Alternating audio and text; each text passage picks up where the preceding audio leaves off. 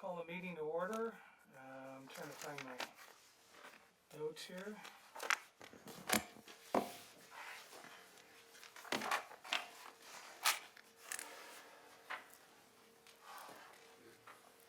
All right, there, we're up on that.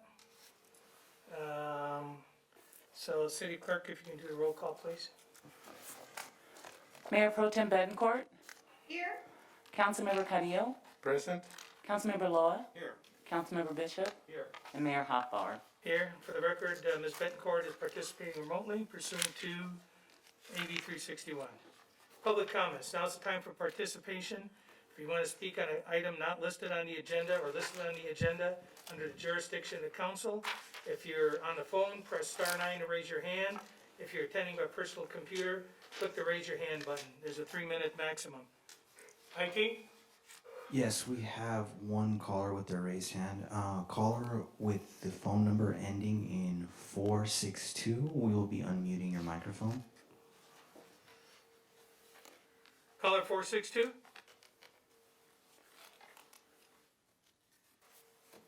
Caller? Are you there? Hello? Going once? Twice. Going twice? Sold. Okay. Anyone else? No one else at this Okay, time. City Clerk? No, sir, not at this time. Okay. All right. I'm on the line. Oh, there she is. Hello? And we're going to? She's on the phone now. Okay, well, we'll stop. We'll go back. Who's that? Hello? Hello? She keeps accidentally muting herself. She's on, but she's muting herself. Caller, Okay, if you I'm can unmute unmuted, yourself, then. otherwise we're gonna have to move on. I think we have her Can now. anybody Yeah. hear me? We can hear you. Who's this? This is Joyce Bruce. I've been trying to push *6, and I guess I'm unmuting it. Yeah, it's not, you need to get Hi, a, everybody. you need to get a grandkid in there to help you with that. I know, I really do. Okay, I'm go ahead, telling you, Joyce. My daughter's in San Diego, so. Anyways, I just want to say good evening to you, Mayor Hoffbauer, and the other council members. Thank you. I want to thank you for giving me this opportunity to speak to you tonight. But it came to my attention that you are evaluating our city manager, J.J. Murphy, tonight in his performance. And that's the reason I'm calling. The changes, I know I only have about 3 minutes, so I'm just going to say, I'm going to cut to the chase and say the changes in the city hall in the last 2 years with JJ at the helm have been nothing but less than stunning. I'm a longtime resident. I go back 60 years with the city of Palmdale.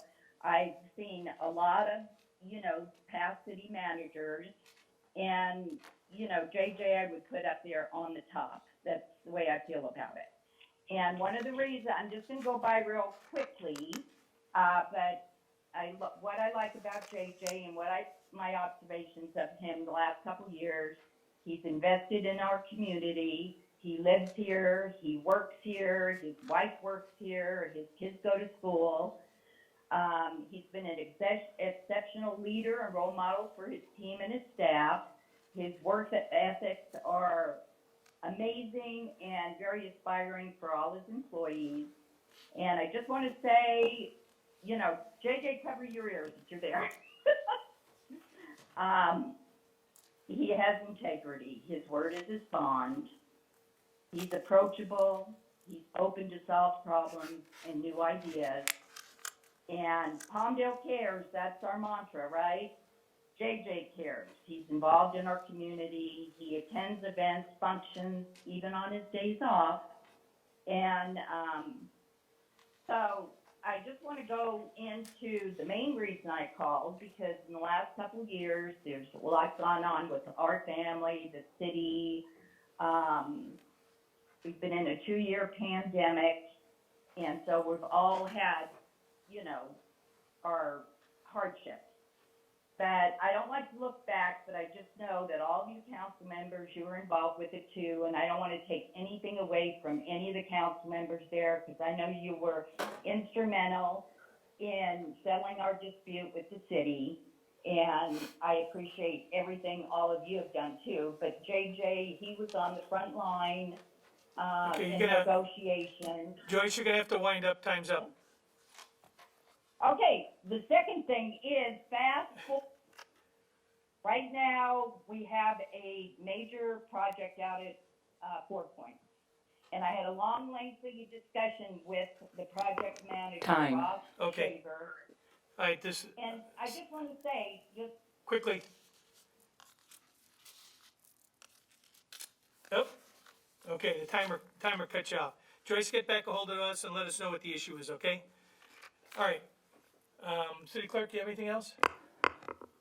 We have Mr. Javier Flores. Okay, sir? Welcome.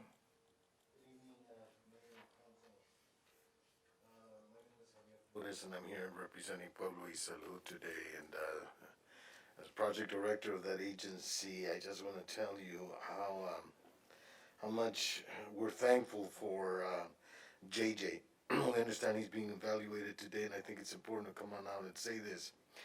And you recall, I've been coming to council meetings here since 2000.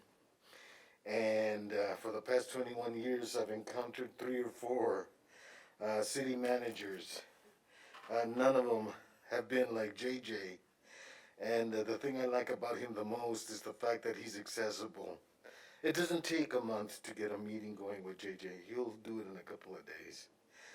And then if you have events and you're out there in the community, it's just not certain events that he's attending, but a lot of different events of with community members that I didn't see past elected officials, not only city staff, but elected officials attending. They just wouldn't go to certain activities. JJ does. He wants to know what's going on, what really, really is transpiring in the city. And I for one appreciate that very, very much. So we're here to lend our support. I hope you find his evaluation favorable. Thank you. Thanks. And help us all out. Make sure you get us the emails directly on some of these events, because sometimes by the time they work their way through the staff, we don't see it and we can't get it on there. So if you email us direct, that's usually, at least for me, that's the best way to get me, okay? Very good. Thank you very much. All right, anything else? IT, we're done with you? At this time. Okay, and you're good? Yes, sir. Okay, all right. So now we're gonna move on to 4.1, conference with the closed session, presentation by the city attorney. Thank you, Your Honor. Those items to be discussed in closed session are those listed on the agenda, nothing further. Very good. All right, we'll see you back shortly. Thank you.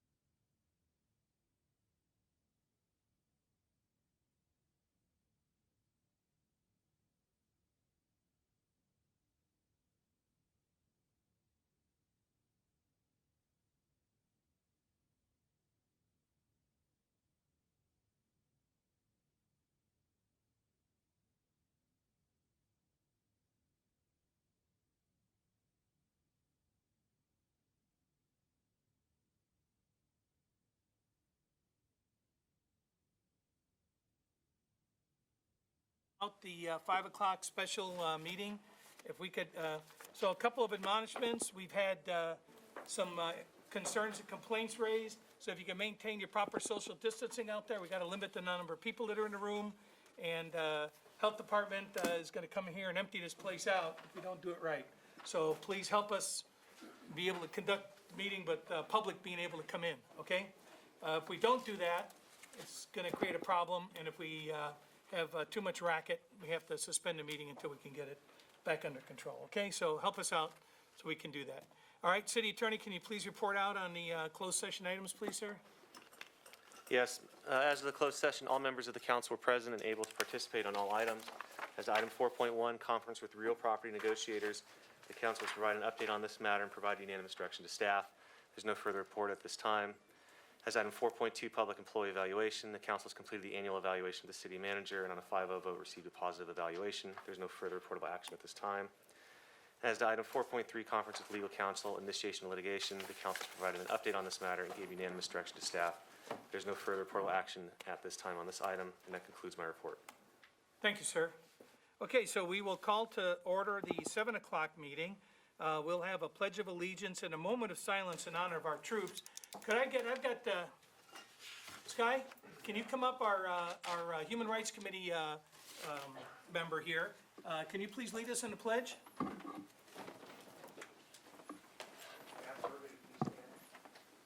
your right hand over your heart. Ready, begin. United States of America, and to the republic for which it stands, one nation under God, indivisible, with liberty and justice for all.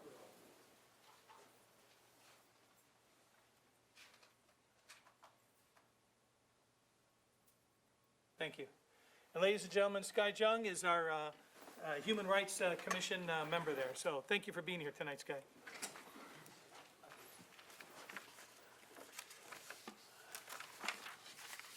Okay, City Clerk, roll call, please. Mayor Pro Tem Betancourt, Here? Councilmember Carrillo, Present. Councilmember Loa, Here. Councilmember Bishop, Here. and Mayor Hoffbauer. Here, for the record, Ms. Betancourt is participating by remote pursuant to AB 361. Okay, we have presentations this evening. I also need to acknowledge Commissioner Fragasans. Oh, I'm sorry, Sorry. and housing. Thank you. So presentations, sir?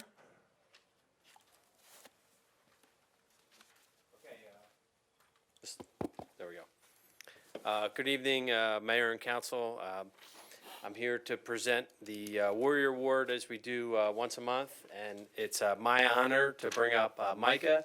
Micah, if you'll come up, if you want to bring Brian and Ethan with you, maybe that'll be good. Ethan, there's a rumor that she wants you to wear it so she doesn't mess up her hair. If you hold this for your mother for a second. Hold on. So, I have something to read, but before I read it, I want council to know, almost 2 years ago, maybe about 18 months ago, Micah was a management analyst in Public Works, and I did a switch of management analysts so they can expand their horizons, and I wouldn't say Micah went willingly over to economic development, but no matter if and Micah's a long-term employee, whether she was in Public Works, Parks and Recreation, and now in Economic Development, you have certainly excelled. And let me read the nomination. Micah played a key role in helping establish the new Enhanced Infrastructure Financing District.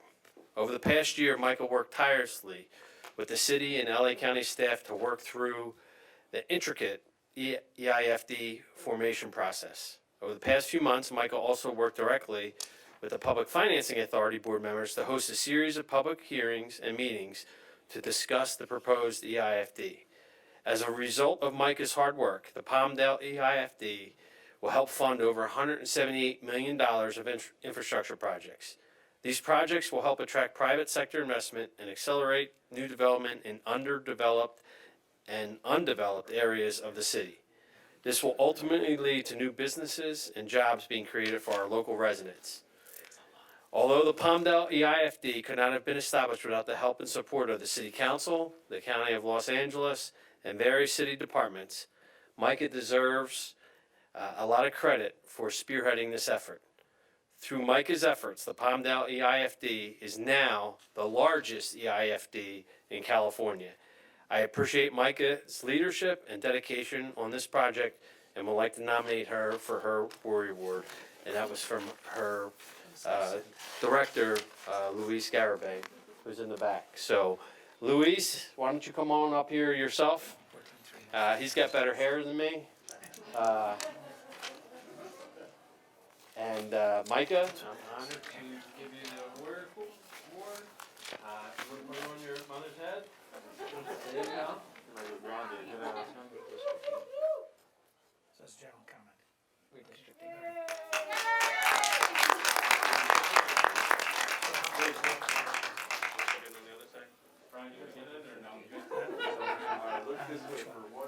All together.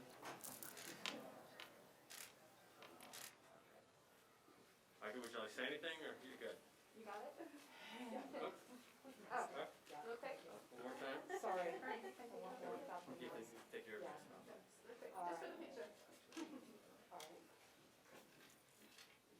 Thank you. Thank you. Okay. You want to say anything? Thank you very much. Should I talk in? Just thank you very much. I'm very appreciative and want to thank Luis for all his support and his mentorship during this process. Thank you.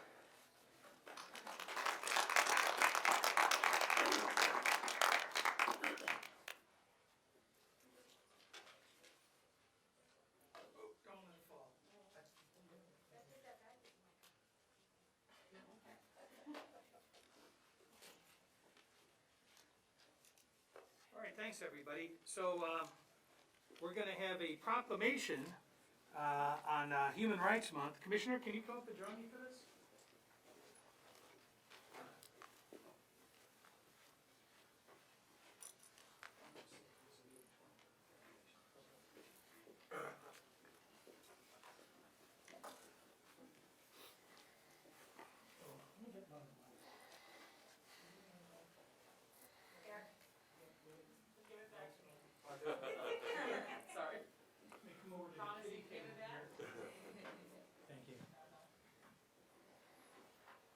One of the things that I thought was very important was to get ourselves a Human Rights Advisory Commission. And we originally called it the Chips and Salsa meeting, I think, because it was an informal process. And it became apparent that we had to have a formal committee, and especially to give recognition with some of the other organizations that are out there that continually look to evaluate our efforts in properly applying human rights issues. So this proclamation is a proclamation by the City of Palmdale of Human Rights Month. On December 10th, the United Nations, well, here, why don't you read it? I don't have my glasses on. Oh, sure, good excuse, good excuse. On December 10th, the United Nations General Assembly adopted the Universal Declaration of Human Rights, and countries unanimously agreed on the fundamental rights and freedoms that all people share on the basis of their common humanity.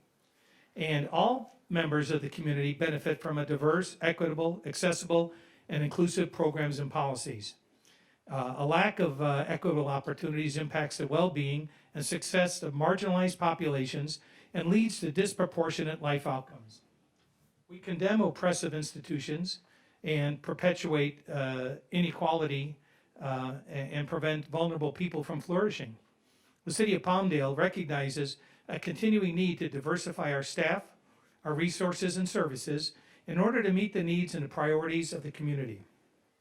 And we honor those who have been at the forefront of furthering progressive measures that have empowered individuals to play a role in enhancing human rights.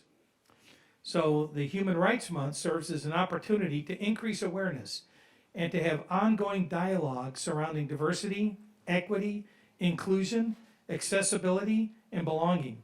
For those impacted by disparate inequities and oppressive systems, we must remain resilient, committing to advancing social justice efforts and cultivate a community where all of our residents are thriving. So now therefore, as the mayor of the city of Palmdale, on behalf of the entire council, I declare the month of December as a Human Rights Month in the city of Palmdale.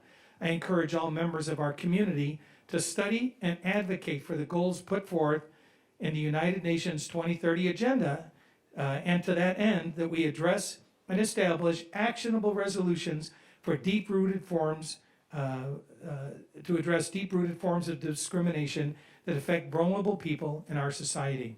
So, Sky, you want to add anything to that? And is our human rights diversity officer here? Yeah, right here. Okay, can you come on up too? Mayor, that's Wafi. Yep. Can you, first of all, introduce yourself to the thousands of people that are watching?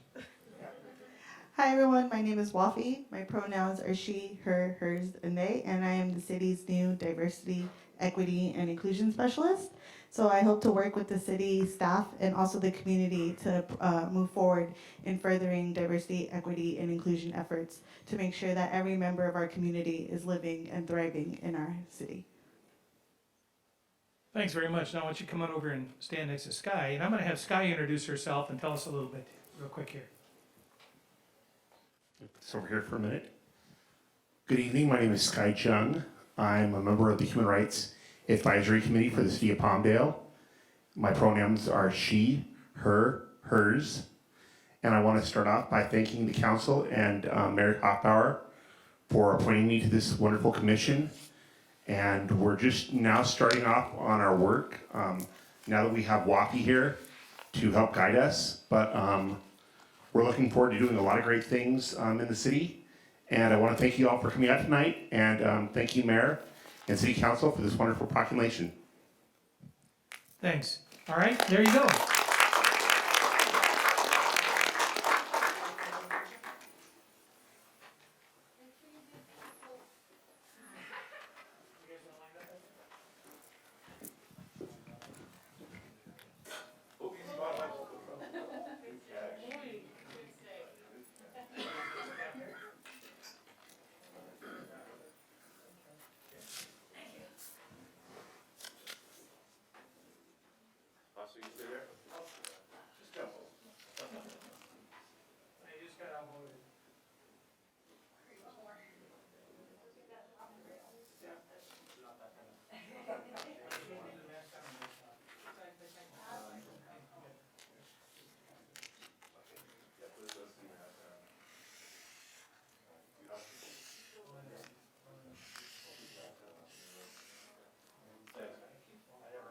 I know. All right, ready?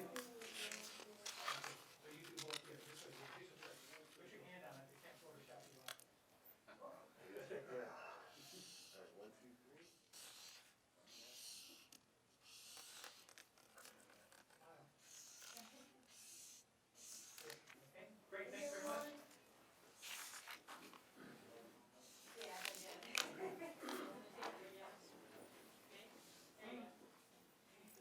Do we have our reps from the Vista program here? Come on down.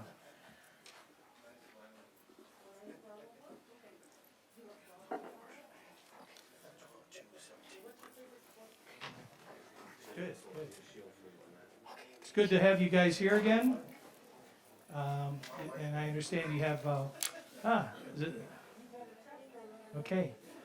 All right, so you guys, we have a whole group of, how many kids are in the Vista program that are graduating coming up here? About, 12 kids graduating. It wasn't what they started out with, but it is, as with any program, sometimes a couple fall on the side.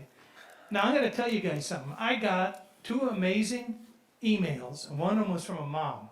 And you could tell, I mean, I was practically in tears reading this thing because of how touched she was by the what the program is doing for her kid, and the fact that her kid got in the program initially because, well, he told he had to. He got in some sort of a jam, and the courts told him he had to be there. And she said then she got him signed up to go through a second time, I guess as a refresher. And she said it's changed their life.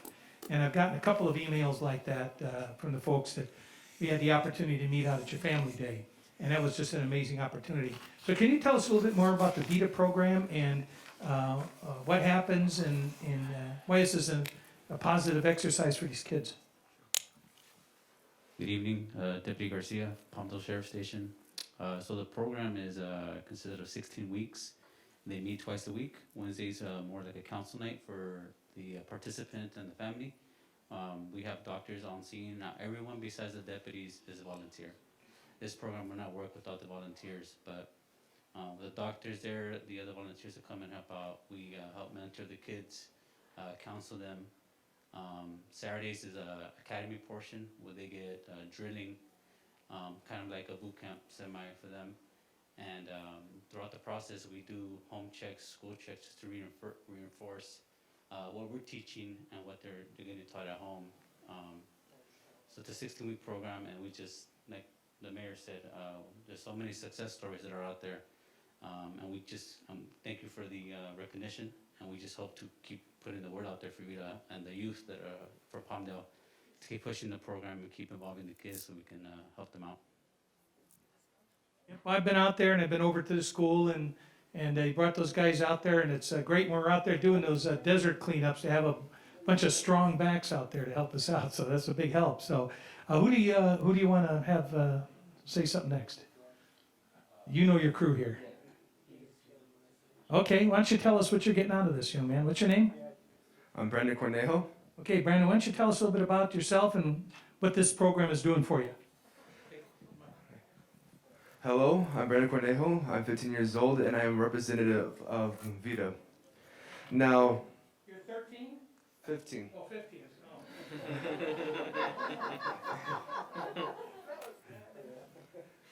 Now, I just want to say that Vita has really opened an opportunity for me because before I started Vita, man, I was a troublemaker, foul mouth, always talking back to my parents, doing bad in school, and I was never getting along with my family as much as I do now. Over time, I started progressing myself, and I always had that voice in the back of my mind just telling me, you know, you can do better than this. And I always give it my might every time I go to Vita. I'm always cheering up, and I'm always encouraging people or the kids that go to the Vita program. And it's honestly just a great program. If you feel like you're stuck on something, or having, you know, just really need like an opportunity for something, and want to open up like a new world for you, I feel like Vita is a great place just to go and have fun. Thank you. And we want.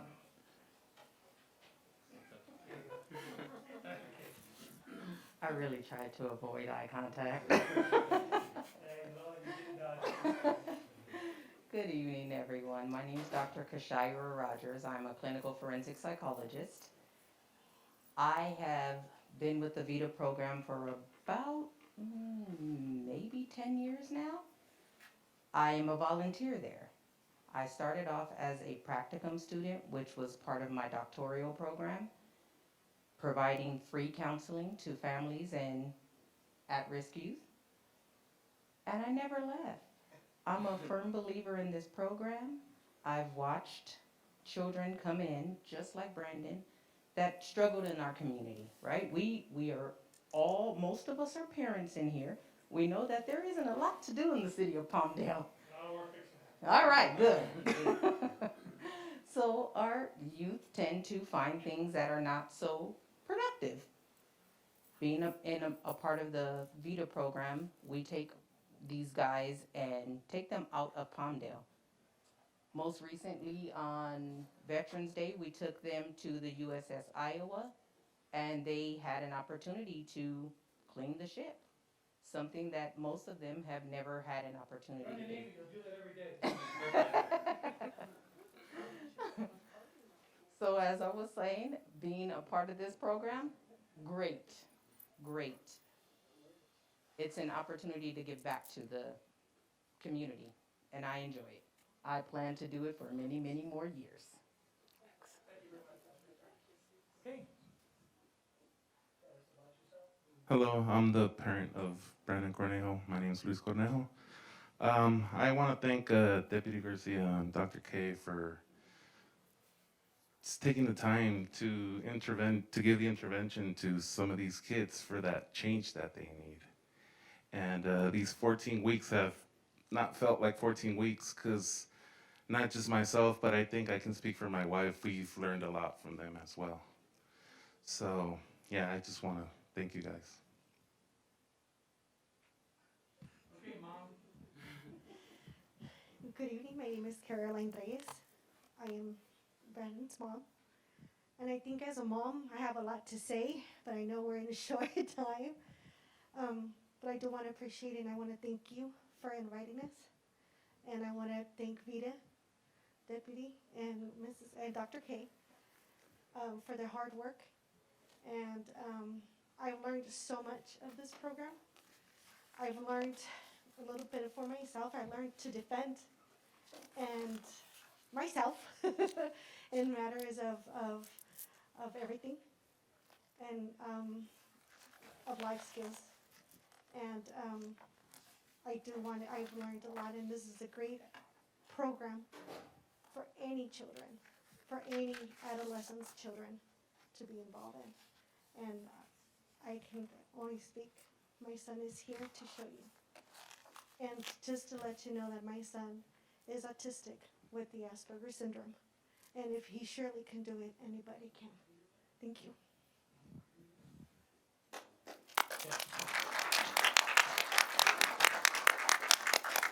So I know, and having watched some of the guys and ladies for your program, when we first saw them out there and we roped them into helping us pick up the trash and everything, and some were a little bit rambunctious, to say the least.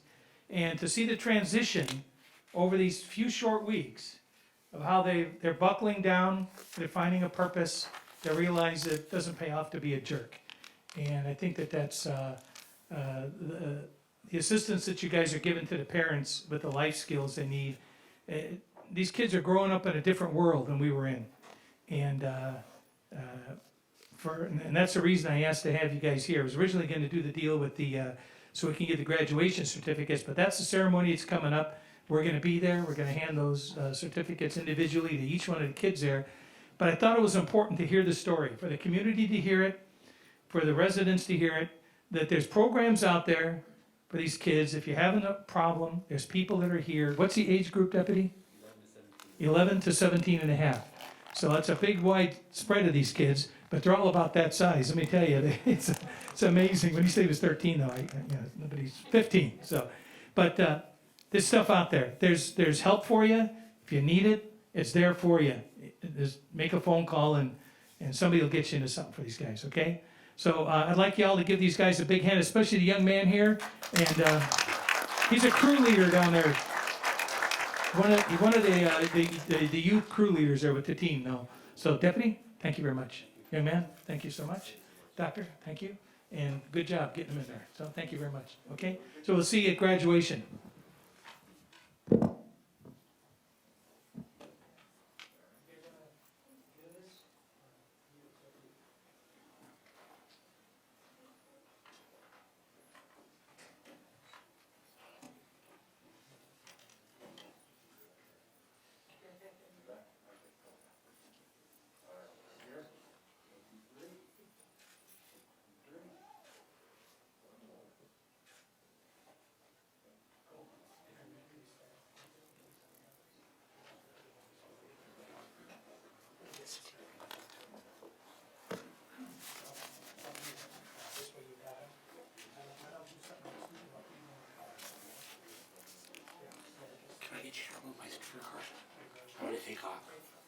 Oh, yeah. Okay. Now we have, Jesse.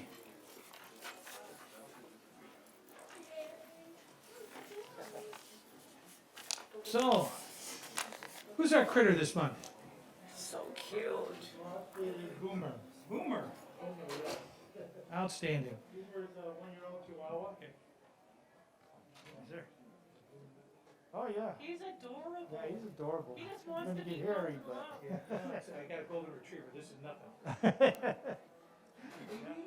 So Boomer's a 1-year-old Chihuahua. Came to us as a stray 5 days ago. And he was up on his stray hold. He's altered. He's got all the shots, and he's got his chip implanted. So he should be ready to go home. He's a very calm dog. In his cage, he was excited to come out. You know, so. Get too excited. I'm holding. Yeah.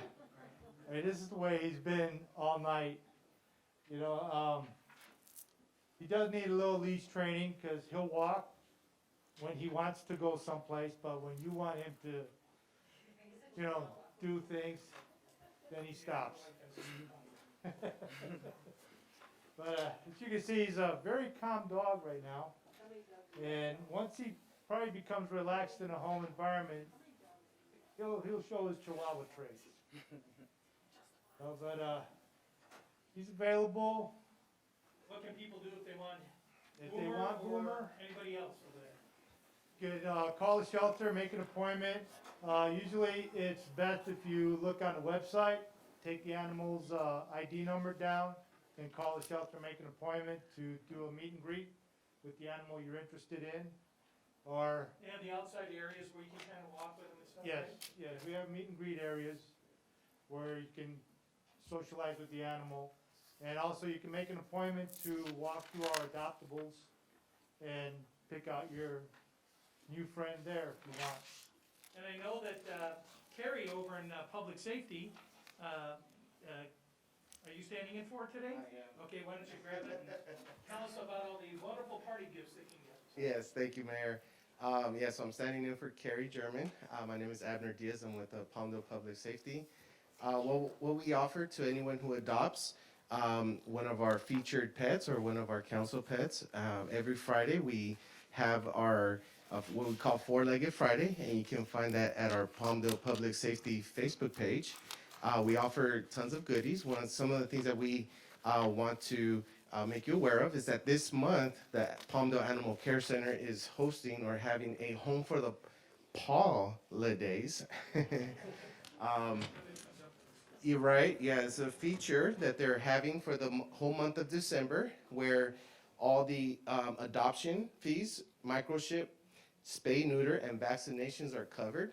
The only thing they have to pay is a small little registration fee, and I'm told it's under $15. You must schedule an appointment to see one of the animals, and you can go ahead and go to their website at animalcare.lacounty.gov. Also, one of the things that we do, if you do adopt one of the pets, that we will, Neighborhood Services will give you a goodie bag. We'll give you a little gift on behalf of thanking you for adopting one of our pets. Boomer here seems to be very excited to go somewhere. He's gotten a lot of attention already. And I want to thank also our volunteers. Thank you, Jesse, for your hard work and everything you do. Would totally recommend anyone that go to the Animal Care Center here in Palmdale to volunteer. Yep. Don't wait for a disaster and show up and try to help out, because they got to have you trained. But these guys do great work, and a lot of this stuff couldn't happen, and we wouldn't have the successes we do at our shelter if it wasn't for all these dedicated volunteers. So let's give Jesse a hand, and Boomer, say hi. Thank you very much, you guys. There you go. So cute. Great. Thank you. Thank you again, Jesse. Okay.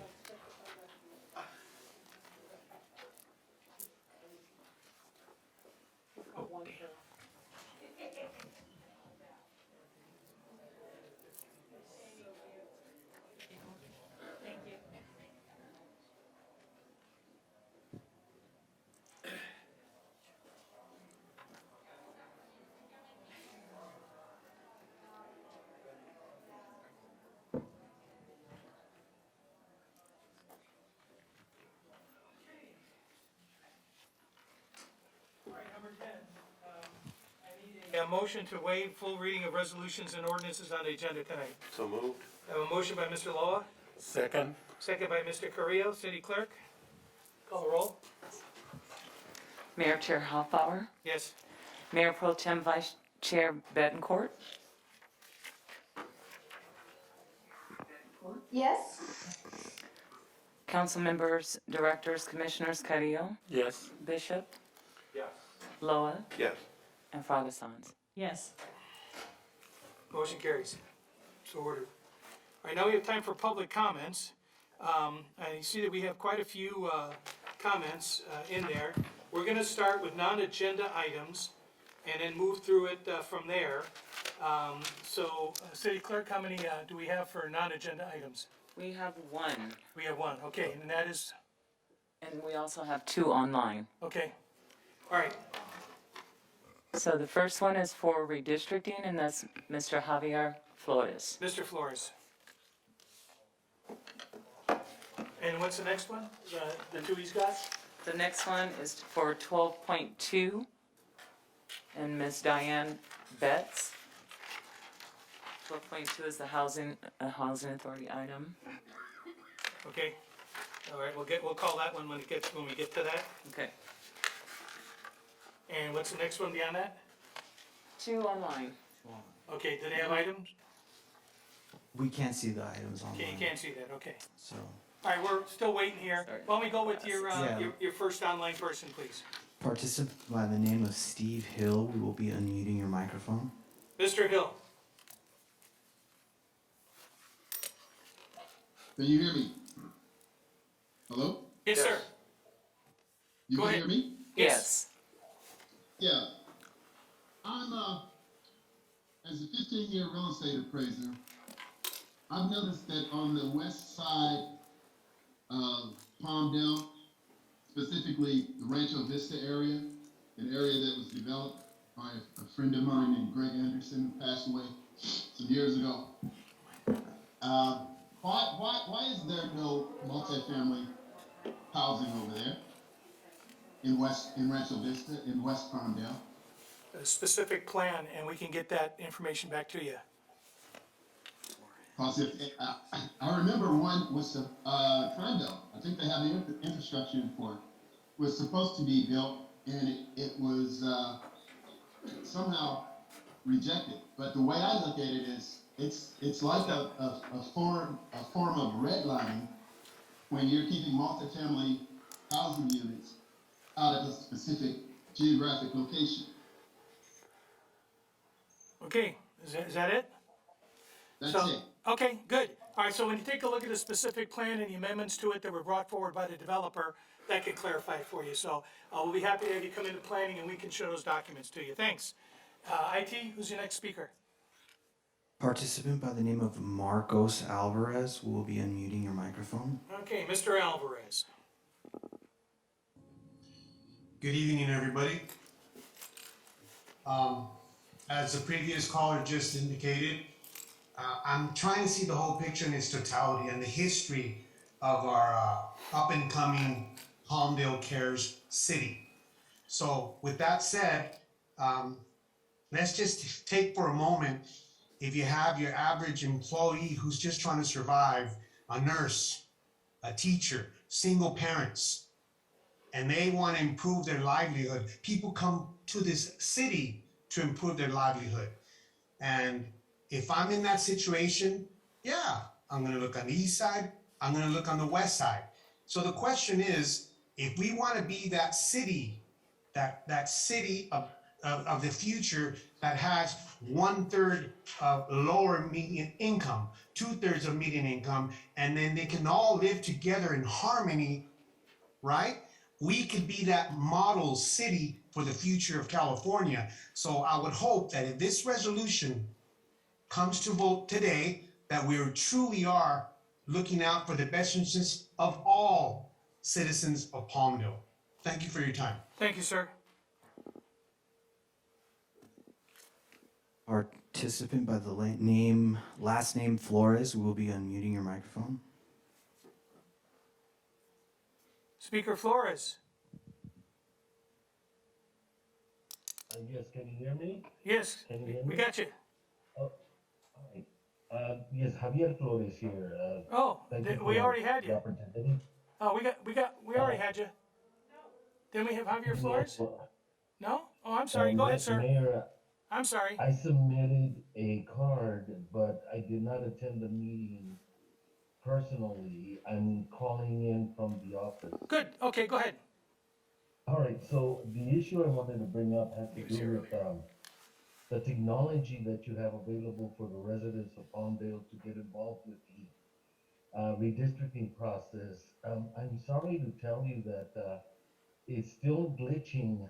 Um, we were at a meeting yesterday and a demographer was saying that he could not access District R tool that Kristen from NBC told us last month would be made available so that we could create maps. So for more than, well, since the beginning of this process, we've not been able to create maps. We still are unable to do that. And for that reason, then, I'd like to ask this body to consider another delay, postpone the December 6th deadline for submittal of maps, fix that tool, get it ready, and put up what you call shape files so that we can really work with the maps the way we need to. Otherwise, you're prohibiting us from getting involved in this process the way we should be able to. Okay, thank you. All right, so I know there's been a problem with the technology, but do you have the hard copy maps, draw systems at various city locations, correct? That's correct. Okay, so that option's always out there for people as well. Okay. All right, you good? Two more, actually. Okay, so, all right. Participant by the name of Dave Bowman, we will be unmuting your microphone. Which item, Mr. Bowman? What we're going ahead and speak on right now, Steve, is we're gonna go ahead and talk about 17-1, the resolution that the city is putting We're forward. not on that item, we'll call that item when it comes up. Okay? Thank you. All right, you got another one? Yes, participant by the So name. if it's an agenda item, we want to call for those items specifically because we've got a very large stack of speakers on that. Okay. Participant by the name of Cindy Chambers, we will be unmuting your microphone. Okay. Hi, Cindy. Do you have a unagendized item or do you have one of the specific items on the agenda? This is not on the agenda. I'd Okay. like to speak later on something else. Okay, go ahead. This is not an agenda item. I thought you just wanted agenda items right now. No, this is not agenda. This is the time. Okay. I seem to have read a few weeks ago in the Antelope Valley Times that the mayor had decided that, or maybe I misunderstood this, that businesses don't need to require masks or vaccinations. And I want to clarify that, because that will make a big difference in my business as well as what my being a consumer, whether I even want to shop in this city or in another city. All right, thank you. No, they didn't read that right. That's not what I had said. So feel free to email me or call me at the office and I can sit down and talk with you about it at length, okay? All right. All right, we're done? Yeah, we're not. Okay, we're done with the online. And so Mr. Bowman, make sure Mr. Bowman knows to stay handy so when we get to the other item, we can get to it. Do we have any other, so who have you got? That's all Non-agendized. for non-agendized items. No more non-agendized items, no. Okay, all right, so we're done with non-agendized items. Do we have any public comment on the Housing Authority consent calendar? That's items number 12.1 and 12.2. Yes, sir, we have one speaker card for item 12.2. Okay, and that speaker is? That will be Ms. Diane Betts. All right, is Diane Betts, please. Come on right up here, yes, ma'am. Yeah, no, that's great. Yeah, no, it's good. Just pull this down so I can speak. Yeah. Okay, well, I had a moment to talk to. No, I get it. Huh? Yeah, we get it. I had a moment to talk to Sophia outside to make some clarifications for me. My concern is with the increase at 3%, from what she's telling me, this 3% is supposed to be a cap on the CPIU. So that if it raises above 6, which where it would have to be 50% of the CPIU for our rental increase. If it raises above that, it won't go above 3%.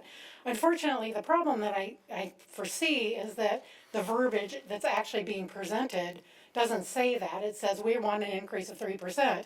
It doesn't say we have a lease that says 2% and half of CPIU, whatever the current CPIU is. So this will fluctuate over the course of the next 8 years. They want to get to 100% rent increase, which is actually, or $100 rent increase, which is a 25% increase of the Boulders facility or the residents. So I'm not concerned about, rents increase and that's normal, but our lease says that it's 2% or half of CPIU, and that's annually in June. So they want a 3% increase, but the verbiage isn't correct. It needs to say that we won't go above 3% if the CPIU raises above 6, as opposed, because I'm concerned that they're trying to raise our 2% to 3%, 2% to 3%, which is our lease, and she's telling me that that's not the case, but it's not clear in what they're presenting here. So a little bit more clarification, and I would be happy with that. That's my concern there. And also, let me see, I need to put my glasses on to read this part because I had an eye surgery and my eyes aren't working that well. It's not because of my age, I'm sure of that. There's also a proposal in there to put all of this under the city manager as opposed to under the housing authority. And the concern is that we won't have a voice at that point. We won't have this going on if it goes under the city manager and or staff, whoever it's farmed out to make the decisions. So the decisions will just be made, and the residents won't have any opportunity to come here and say, well, that's not clear, or are they changing our lease, or what exactly is going on. And today I can come and stand in front of you, but when I'm 70 or 80 and I'm in that, if God willing I'm still here, then I probably won't be able to come here and make this argument to you at that point. So that's why I'm here, and I actually came and did it, and it's been very nice standing in front of all of you to actually see you face to face, because I'm sure somebody's received my emails. Thank you very much. Thank you. And I appreciate the dialogue we've had the last couple of weeks with you and several of your neighbors. So, City Clerk? I have one more for the same item, Mr. Phil Denny. Mr. Denny, good to see you here tonight, sir. Thank you, Mayor. A while back, I got something in my mail tube at Boulders 1, and I looked in all the other mail tubes, and they weren't there. So I just wanted to clarify that it's not something that all the residents received. Anyway, on this flyer was written questions or concerns regarding the Housing Authority's proposal rent increase of 3% per year over the next 8 years to reach a monthly maximum space rent of $500 for all capital letters, limited income families, question mark. Mayor, I appreciate your communication that you've had with me. I sent all 5 council people emails. I got responses from 3, but the most response was from you. So thank you for that.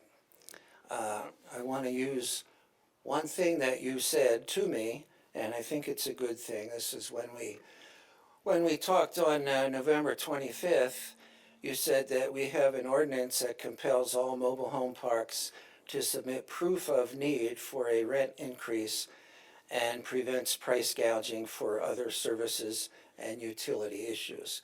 And I was not aware of that, so thank you for that. However, was that done in Boulders 1? And why was this proof of need for rent increase not shared with the 358 spaces? We all have mail tubes. It's the way that the office communicates with the residents, and that's how they communicate. And in this case, management / the office, they failed to communicate this to all the residents. So, in addition, housing costs for homeowners may include all of the following: monthly mortgage, property tax, mobile home fees, insurance, trash collection, cable service, telephone, cell phone fees, and vehicle payments. And that's in addition, all those things are in addition to the space rent. And there are a lot of people that are going to be hurting if the space rent is increased. So in closing, I'd just like to say, I do not see any fairness, no fairness whatsoever, in the 5 of you, if I'm correct, making the decision for 786 households. That's likely about several thousand people. So, You have to wrap up, Phil. Time. We're time. oh, okay. I had one paragraph left, and that's good. Think we get. Thank you very much, sir. Okay.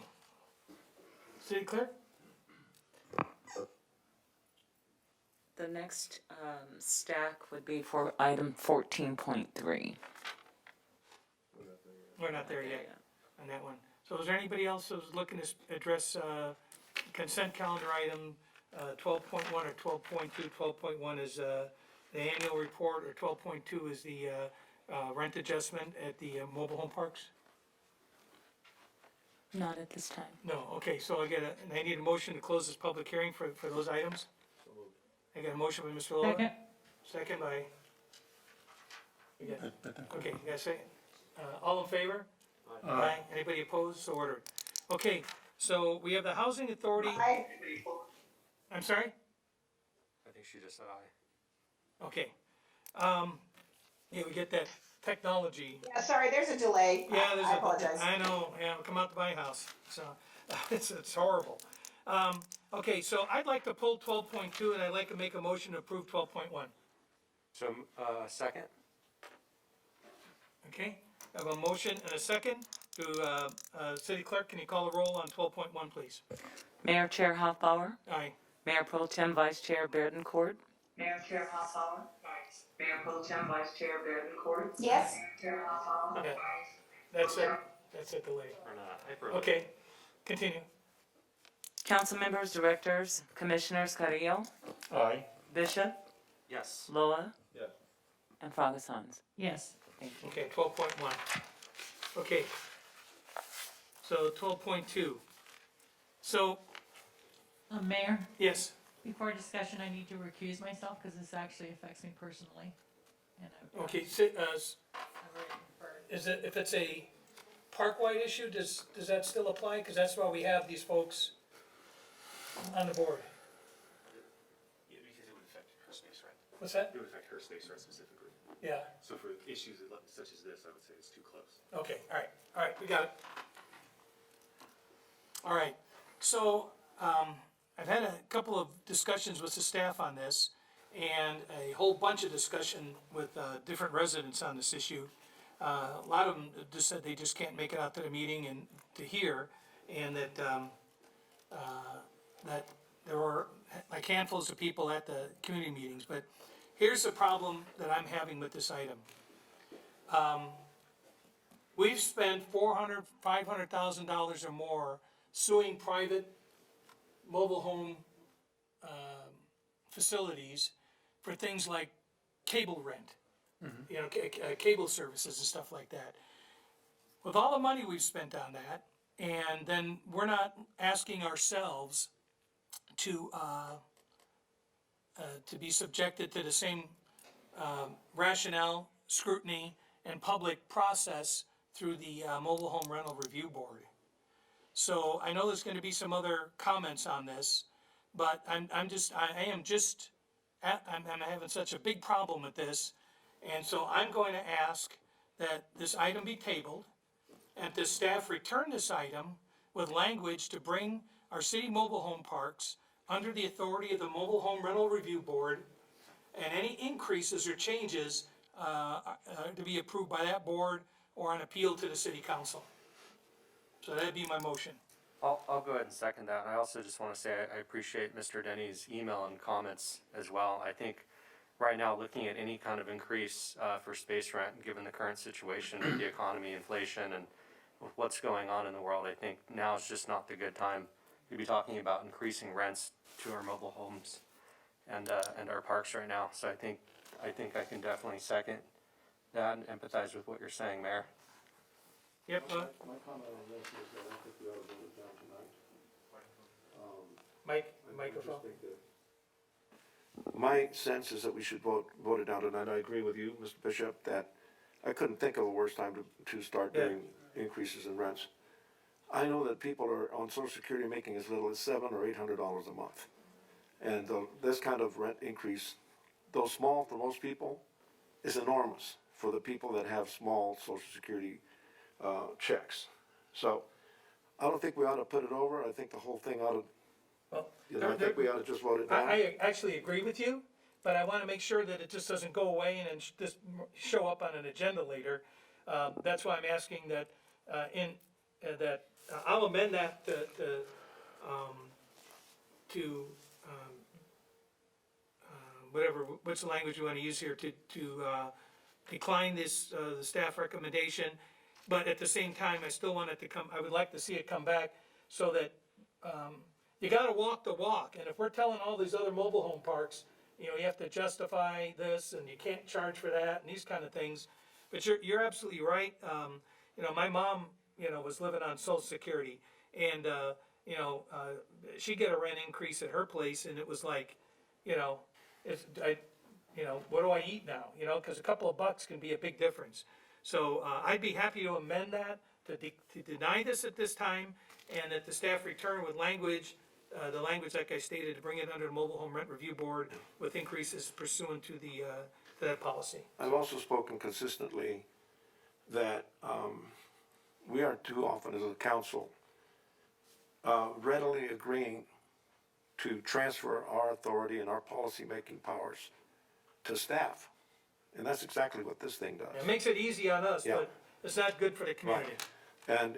And so anything that comes back saying that it's going to be placed with the executive director, and we just approved and gave a very positive rating to our city manager, so it's not a concern with that. It's just the whole idea of transferring that kind of policy-making power to staff.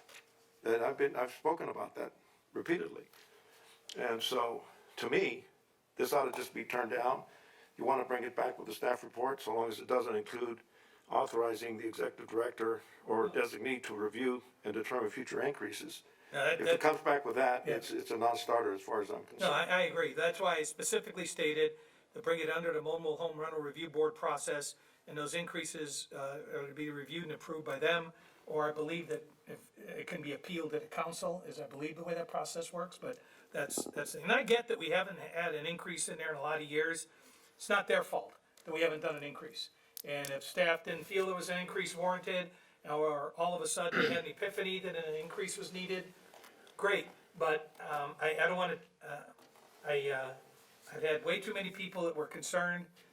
There was some discussion about that they tried to have some additional meetings, and I know the stuff ended up getting posted, but there was some concerns that some residents said, I put stuff up and it got torn down.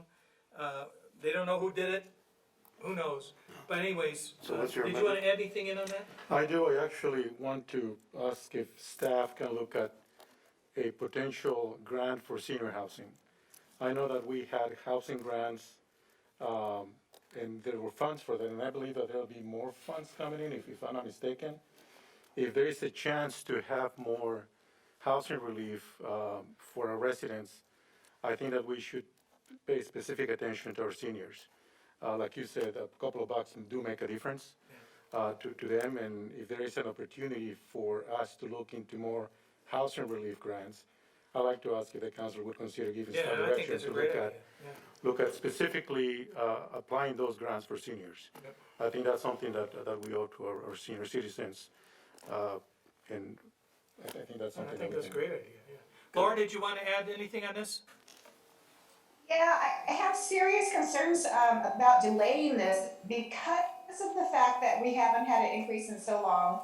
My fear is that things will start to degrade and maintenance won't be kept up because of the lack of funds. It was my understanding that the payment was $8 to $12 a month. I could be wrong on that, but my concern is that if we wait too long on this, that number one, things are gonna go bad because there's not gonna be money to fix things. And number two, if you do put it underneath the mobile home review board, it could actually be far more than what they're asking for at this point. So I'm gonna go ahead and agree with you guys to postpone it and let the board review it. But I'm afraid that the board is gonna see how much maintenance is needing to be done, and it's gonna be a lot more than what we're asking for right now. I get that, but you know, $8 to $12 is a couple of coffees for us, but it's lunch and dinner for some of these people. Oh, So believe that, me, I totally understand, I really do. I just was a should. single mom for a long time. Yeah, it's But I'm afraid it might be 3 times that if we don't pass it today. We don't know what another board is gonna do in calculating out the maintenance, the road repair, whatever they have to do to keep these mobile homes upgraded, because they haven't done a lot, because there haven't been increases. My fear is that it's gonna be a lot more money. It's not they, it's us. There's two powerful economic realities that are going on. Are you on, sir? There's two powerful economic realities going on, which I think every single person is affected by in this city, including and specifically people that are living in these mobile homes. And one is the rate of inflation. Inflation hasn't been seen at this rate in 31 years. So everyone who goes out and purchases anything is going to get hit with an increase in the cost of that particular item and in the sales tax associated with it.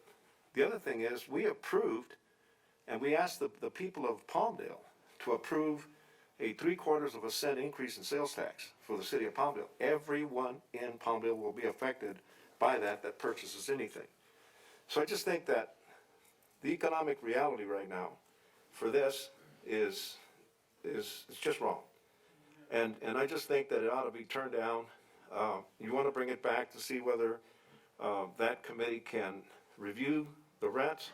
I think again, and it can then create a second process where it has to be appealed to us.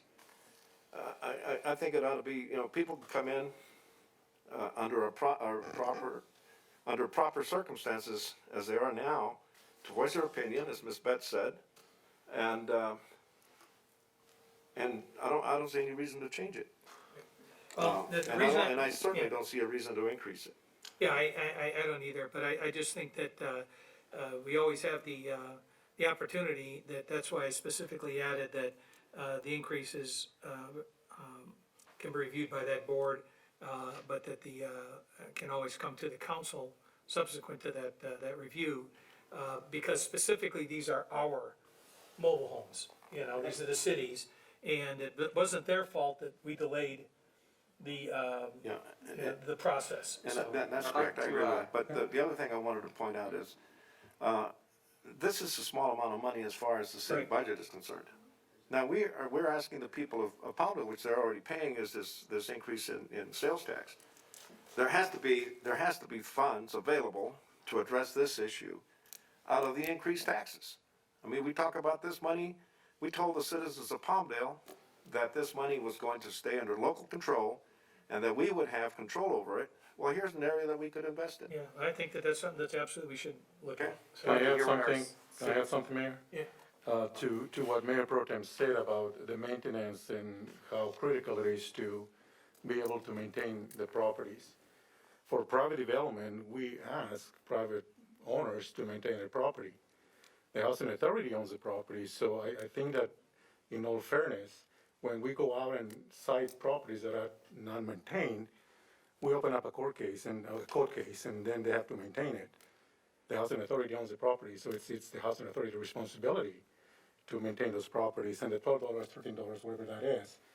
I'm with Councilmember Loa here, where we have that increase via AV measure.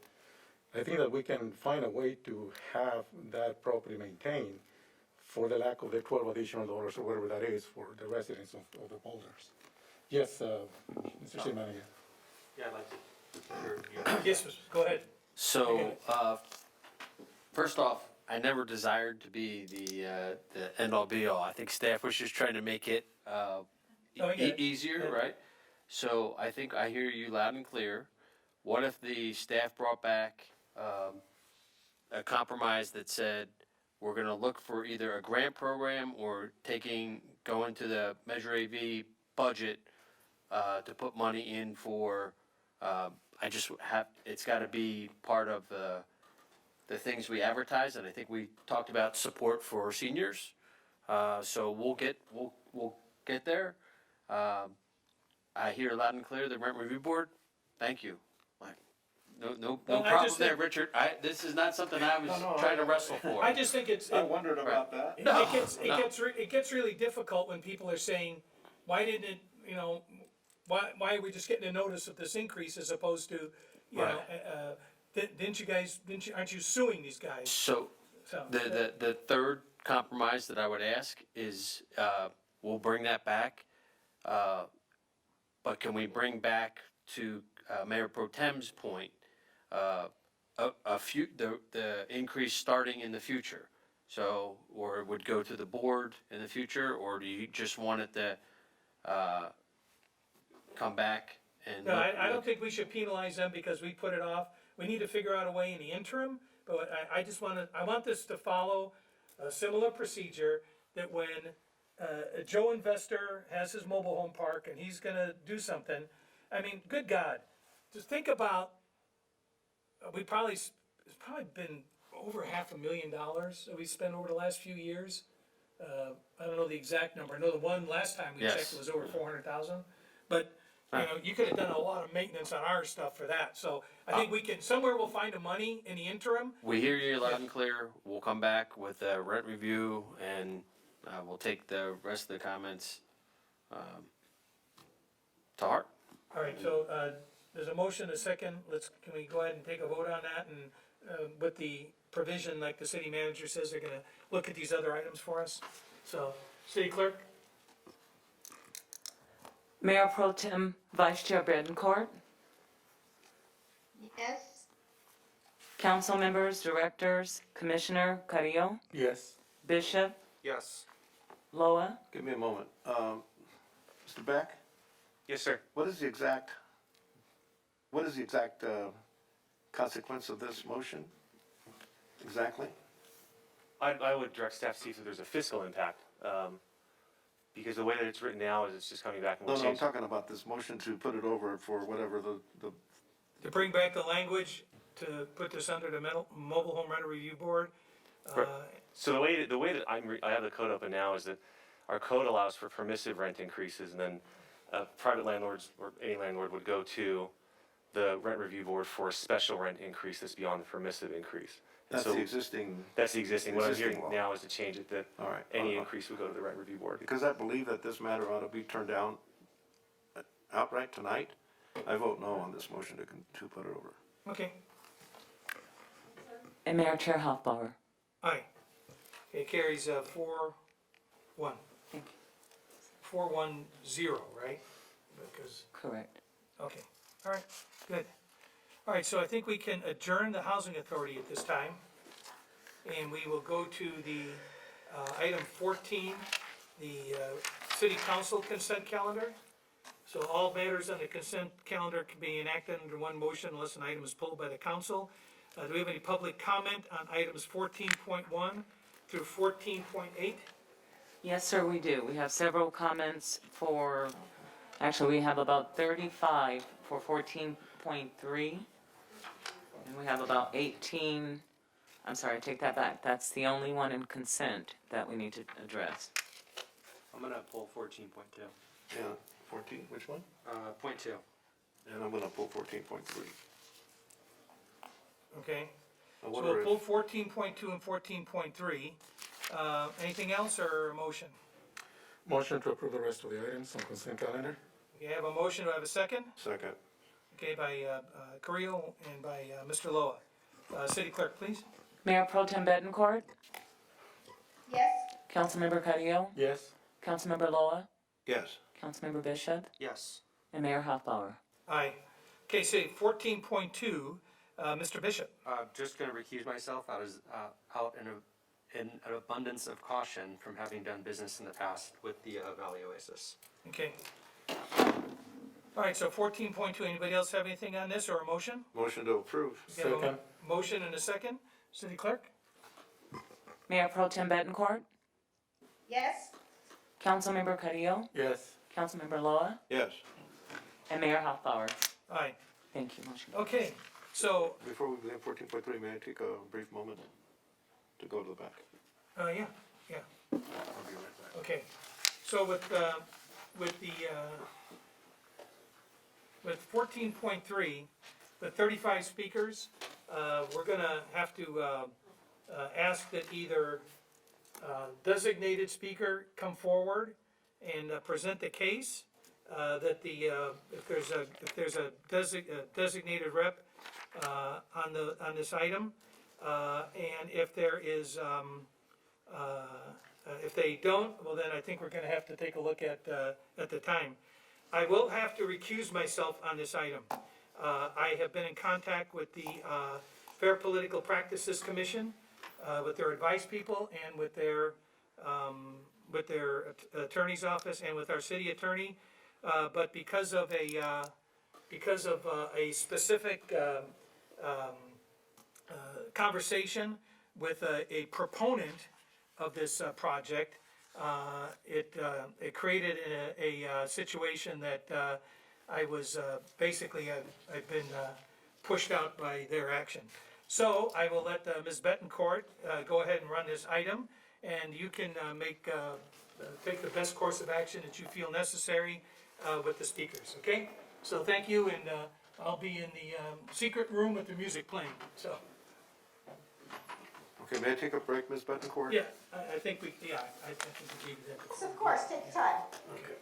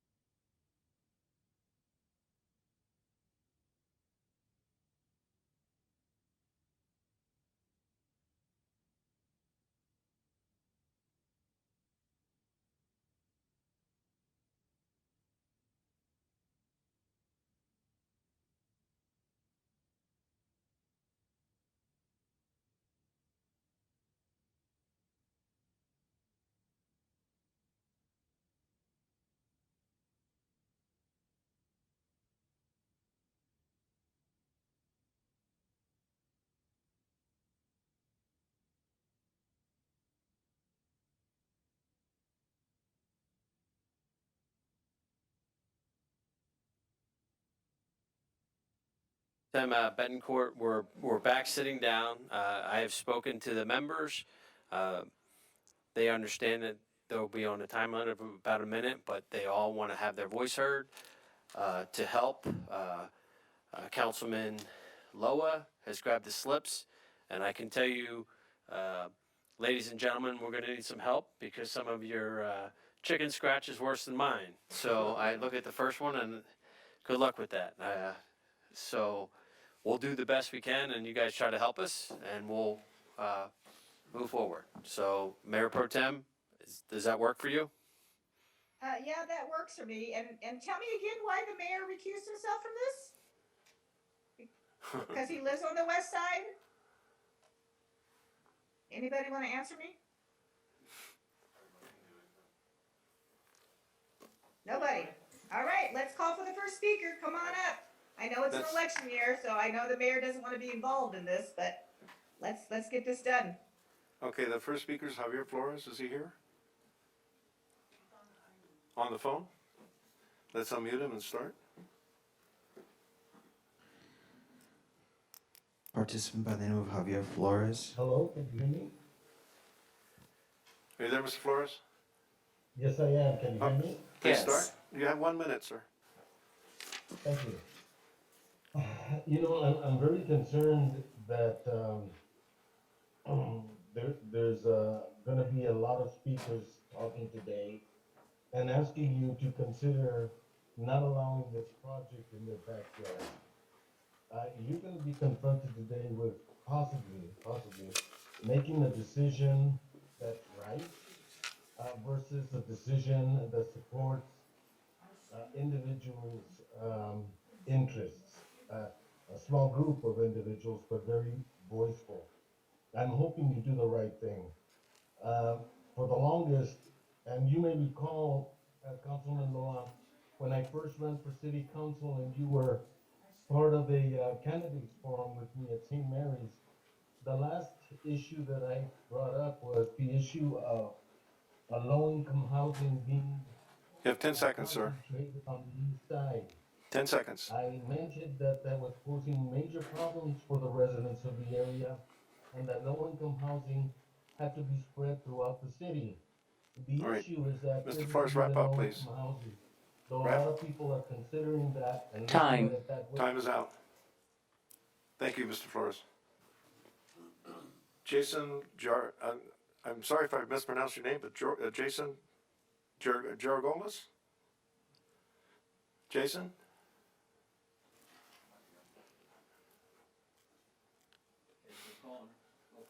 Okay. Carrie Harris? If these folks aren't in here, I mean. Okay, let's see who's here. Roger Corona?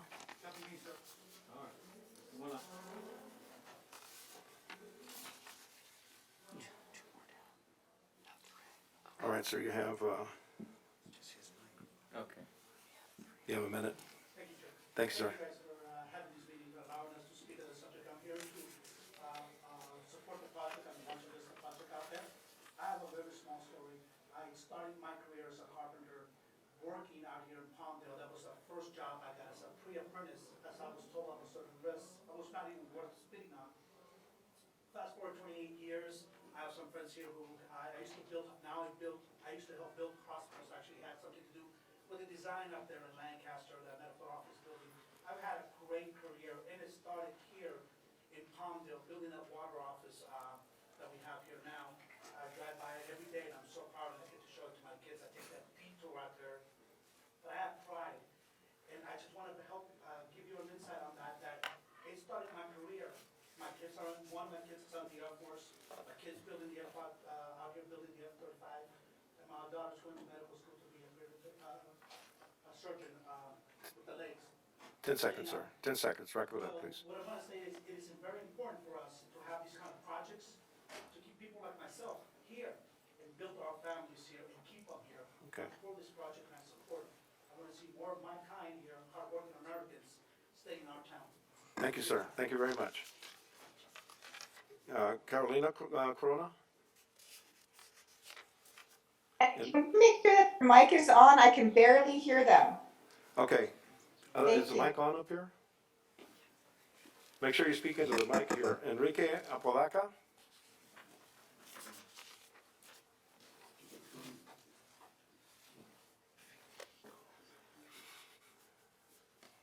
You have about a minute, sir.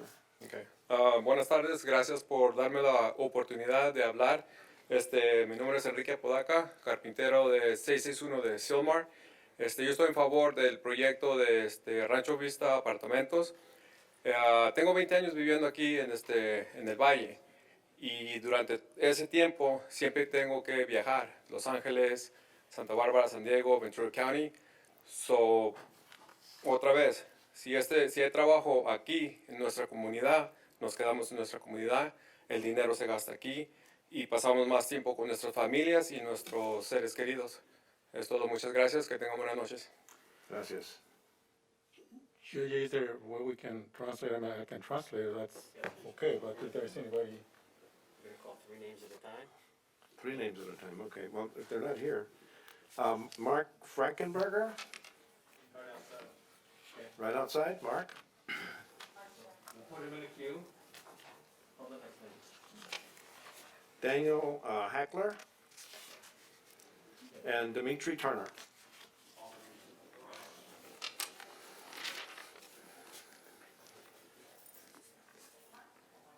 What's your name, sir? Hi, good evening. My name is Daniel Hackler. All right, sir, you have a minute? Hi, I'm a resident of the Antelope Valley. I was born and raised out here.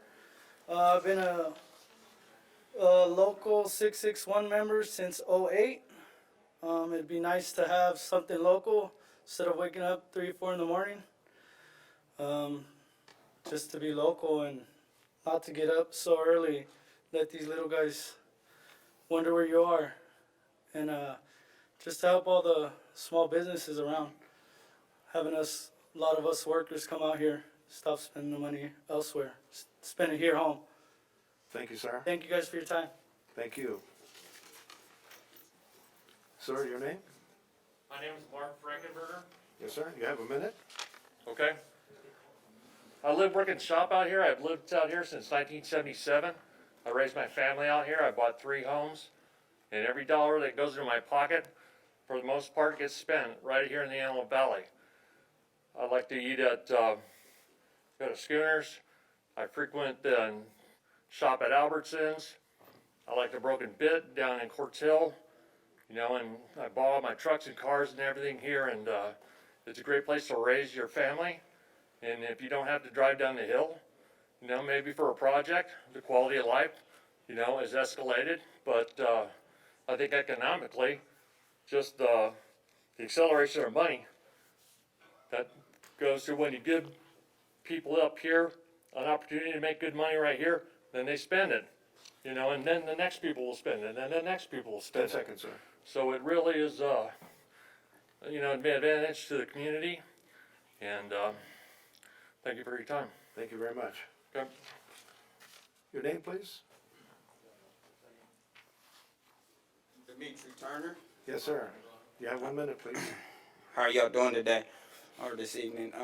I am Dimitri Turner. I'm a resident of Antelope Valley. I've been out here practically my whole life, and I've been with the union going on almost 7 years, and I've had 1 job out here, so I am here to support that this project goes through because we do need good paying, good benefit jobs out here that can create actual ways for us union members to buy houses out here, and we will definitely be able to spend and make the community better with us actually, you know, being able to commute closer to home instead of having to commute 2 hours to work and 2 hours back home, you know, putting all that wear and tear on our vehicles and our bodies as well. So we would definitely appreciate it if you guys pass this and make this project for us union. Thank you. Thank you very much. Councilman Loa? So there's a recommendation that we go through the people that are actually in here, right? Okay. We'll line them up, and then if you want, you can hand those over, and when they say their name, you guys can listen, I'll find their name, and that way, they can leave and we can bring the other union members in. Does that work? Okay. And thank you, Richard, for doing that. I don't have the slips, so I truly appreciate your assistance on this. Okay. Okay, So, thank you, Laura. step right up.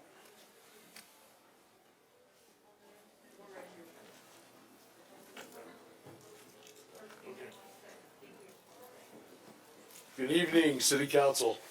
My name is Ron Diamond, Antelope Valley resident for the last 25 years.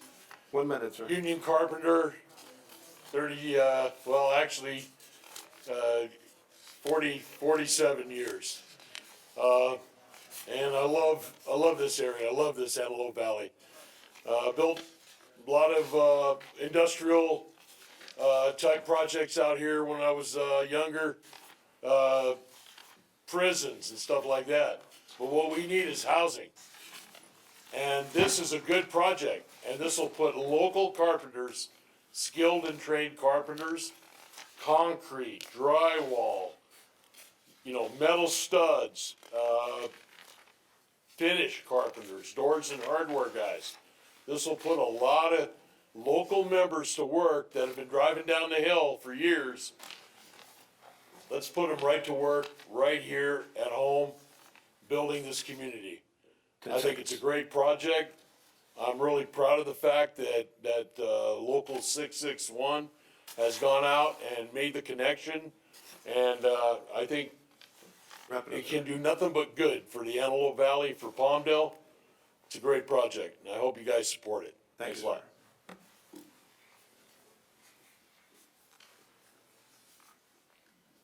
Good evening. My name's Sean Mann. What's the name, sir? Sean Mann. Okay. Thank you very much. Yeah, Thank you 1 for the minute, sir. opportunity for allowing me to speak tonight. Like I said, my name's Sean Mann. I'm a local resident of Palmdale. My entire life, 33 years I've been out here. Raised my family out here. My career started as a carpenter, working at the water treatment plant in Palmdale and Lancaster. The rest of my career I've been driving up and over the hill, spending my hard-earned money elsewhere other than, where I'd like to spend it in Antelope Valley.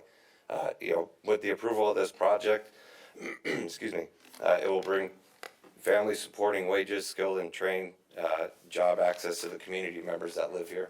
I'm currently a representative for the union. We have over 2,000 members, men and women both, that live in this area. That it would be an awesome opportunity for them to be able to work locally and give back to the local community, whether it's through volunteering for the community at local events or coaching their children's sports teams.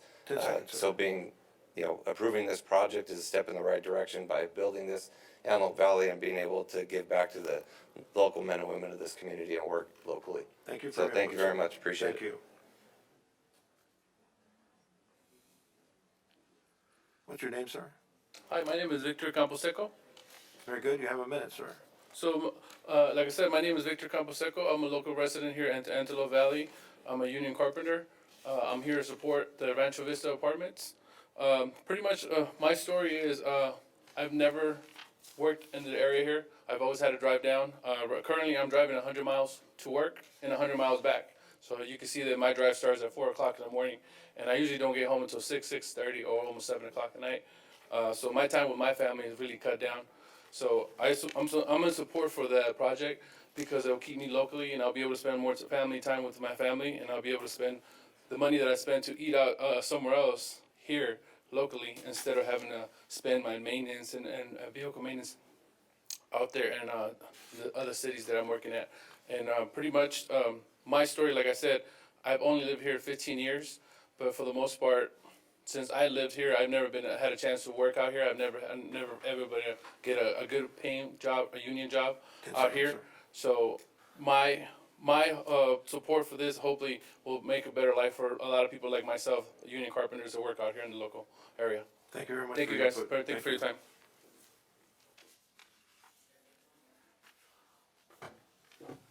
Good evening, Council. My name is Jared Langford. I'm a representative for Carpenters Local 661, and I am too a resident of the Antelope Valley. Yeah, 1 minute, sir. My story is similar to everybody else's. Matter of fact, I grew up right down the street from where this project's going to be built off of Kings Road. I went to Summerlin Elementary School, I went to Juniper Middle School, and I graduated Highland High School for 2007. Shortly after I graduated high school at Highland, I joined the Carpenters Union. And what it did for me was tremendous. I think everyone should have the opportunity to have an opportunity at good paying jobs and to be able to provide for their family. By my mid-20s, I was able to afford a house out here in the Antelope Valley because I was making good wages. I was able to have health care benefits for my family. There's a lot of projects that we passed, the Fairfield Inn, the Edwards Federal Credit Union, and other projects, and they're not hiring union carpenters there. They've got developers that are hiring contractors that are driving down wages. So when you get a developer that comes in here, wants to do the right thing, and hire union members, I think we shouldn't let that opportunity slip away. I urge you to support this project. It's going to put a lot of union members to work. Can't let this opportunity slip by us. Thank you. Thank you very much for your time.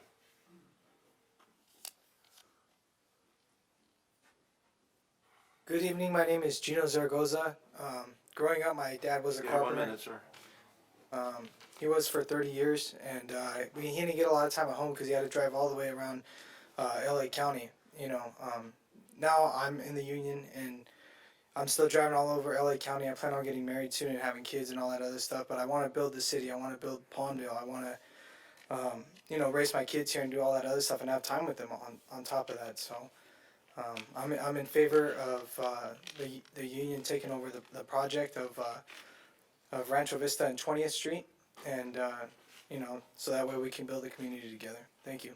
Thank you very much.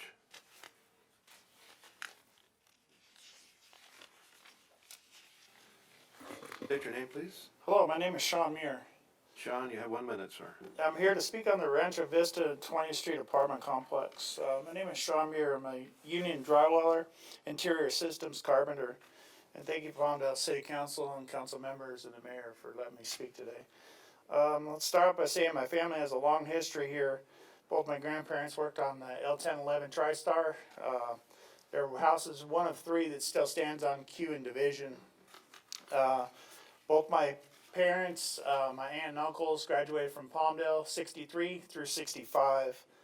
I graduated from Quartz Hill in 85. Basically, I can say I started my union career in 1992. Ever since then, I've only had maybe 5 or 6 union jobs in this town. 10 seconds, sir. Eastside High School union, but AmCal is agreed to sign a union contract and push union labor out here. So it'd be in favor for your council to vote in favor of this project because it brings health and welfare, it brings wages, it brings the money to our hometown. Thank you, And sir. we'd like to see this town grow. Time is up. Thank you, sir. And congratulations to Quartz Hill High School, by the way. Oh, you got it. You go. Rebels. It's still Rebels. It's not Royal. I wish them good luck in the next game.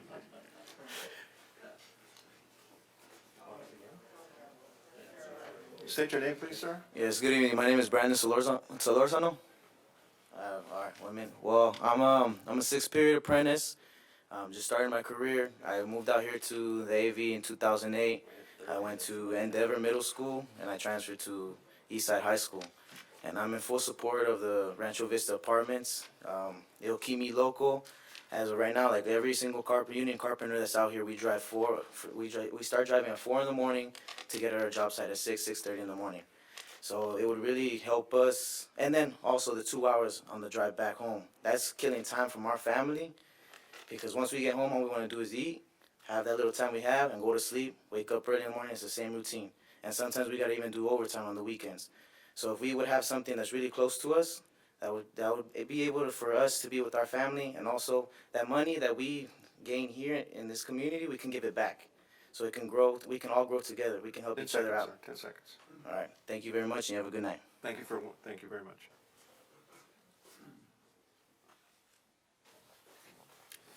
Good evening, everyone. My name is Marco Hernandez.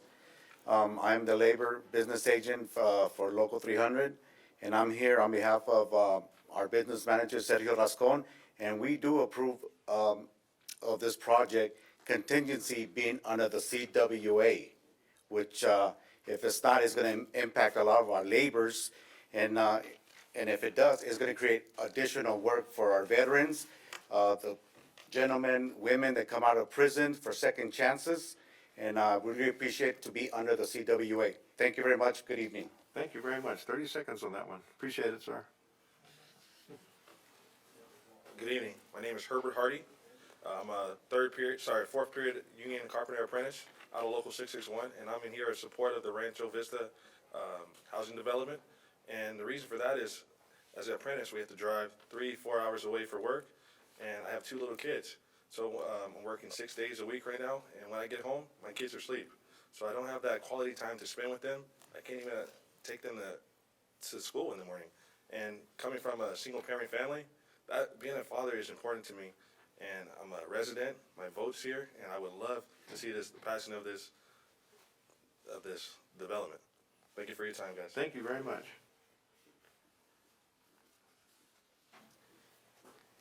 Good evening. Justin Rocky, owner of a union drywall contracting company here in Lancaster, California. We currently employ approximately 250 of these kinds of people that are coming in here and talking to you tonight. So, a little different outlook here. I hear these stories about driving 4 o'clock in the morning. These things they're telling you, I hear them on a daily basis in my office every day. Currently running about 45 projects, 0 in Palmdale. So I'm employing 250 Antelope Valley residents, and we have 0 projects in Palmdale. I think that's a problem. I think that this is a very good contractor. I've been fortunate enough to work with them in the past on some other projects, some here in town 20 years ago. I think that they're a reputable firm. I think they're going to do a good job. I think they're going to give a lot of these working men and women exactly what we need. 10 seconds. I see nothing negative of this project going on. I encourage you guys to take a long, hard look and provide what these men and women are asking for, and give the opportunity of this great firm to come in here and do a great job and see what the union can do. They do build America. We heard you. Let them build Palmdale. Thank you, sir. Hi, good evening. My name is Efren Yera. I with Union and Local 300 Laborers. Name, sir? I'm sorry? Your name? Efren Yera. Efren. Yes, I'm with the Local 300. I'm a resident, just moved here a few years ago. I fell in love with the city. I want to raise my kids here, own a home. So I'm in favor of this project. If you guys approve it, you know, and I'd rather spend my money instead of spending my money in gas. I'd rather spend it here, taking my family out to eat, and you know, and raise them here. And I love it here. So hopefully everything goes well, and you guys approve it. Thank you. Appreciate that. Thank you. Good evening. My name is Clarence Brown. I'm a local resident. I'm a union carpenter, Local 661. And pretty much me just, you know, just trying to be able to work out here. I support the Rancho Vista apartments, so I'll support this project. It will be nice to not have to drive far. Right now, I stay in, I'm in Rosamond, you know, but I drive to Oxnard, so that's like 111 miles, you know, but I'm willing to take that drive just so I can support my family. But despite of that, it will be pretty much to me a blessing to not have to drive so far. You know, you say being carpenters, we got to go where the money at, we got to go where the work is at. But have to take that far drive, that's a good feeling. To be able to work locally to where I stay at, and something, you know, just seconds, building. 10 seconds. Just building and just adding to, you know, where I stay at, where I live at, you know, be able to show my kids and things that, you know, that they can see, you know, where I stay at locally. That would be a good feeling. Thank you, Appreciate sir. your time. Thank you. Thank you very much. Good evening. My name is Leonard Lemos. I'm from Local 300. I've had the opportunity to work out here with the Laborers Union for the last 3 years. I was able to touch my middle school and my college. I was able to demo at ABC. And, you know, for the last 2 years, I've been having to go down the hill and get up really early, you know, and take that sleepy drive back where I'm always, you know, gonna maybe hit somebody, maybe not. And, you know, I take pride in working out here in my city. Because ain't nobody going to do it better than us, because this is our city. We take pride in that. And I want to be able to, later on in life, walk around and show my son like, yeah, I built that. Like I do that like for projects out there in LA, but like that's not my city, that's not my home. This is my home. I've been out here for 29 years. I went to elementary school here, high school here, college here, and just touching like projects out here, it really brings pride into what I do. And not only that, to be able to share that with my group members and say like, hey, like let's take advantage of it out here because this is our home. This is what we are, and I want to be able to be a part of that and build that up, and continue to build that up because this is our community and we love it. Thank you, sir. We hear you.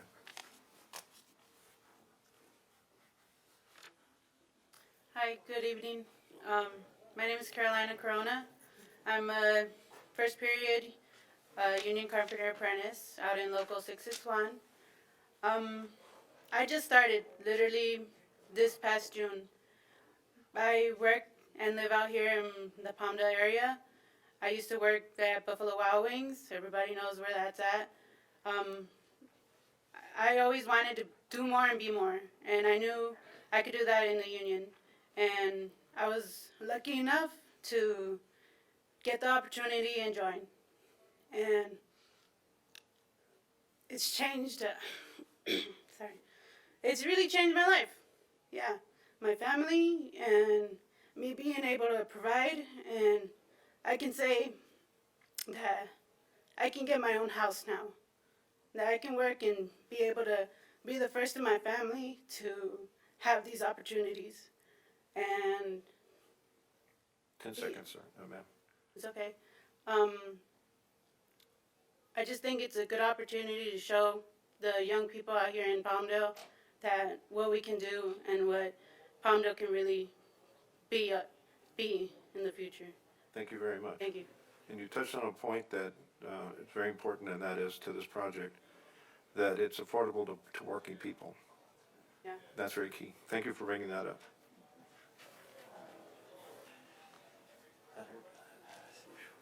Good evening. My name is Eddie Diaz. I'm a resident of Lake Lake.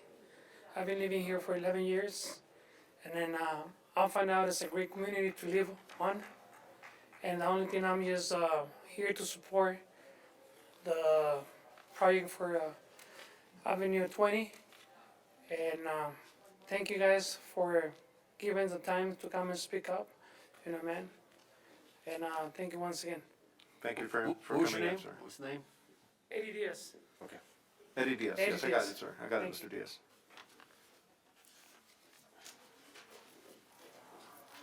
Buenas tardes, buenas noches. Good evening, gentlemen. Your name, please. And ladies, there's a lady up there somewhere listening. I'm here to speak Your on name, please. 14.3. Your name, sir? Your name? Nicolas Reyes, sorry.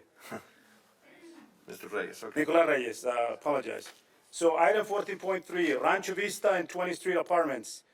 AMCAL is the developer, and this project will create hundreds of good-paying jobs. Apprentices, you just listened to that girl, almost, choking. Apprentices, you know what that means? It will give young people the opportunity to start a career in construction. That's what this project will create. An opportunity of a young person that lives in the Antelope Valley to start a career in construction. I don't have words to describe that. I was lucky to be part of an apprenticeship program, born and raised on the other side of the border, very little education, but hardworking individual. 10 seconds, sir. And I was able to build a career thanks to the union. And this project will provide that for many more people of this community. I like to be able to be part of this where you approved this project and you gave those community members that opportunity, the same one that I had. Thank you, sir. Thank you very much. Thank you. We heard you.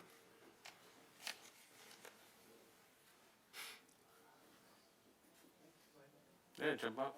Yeah.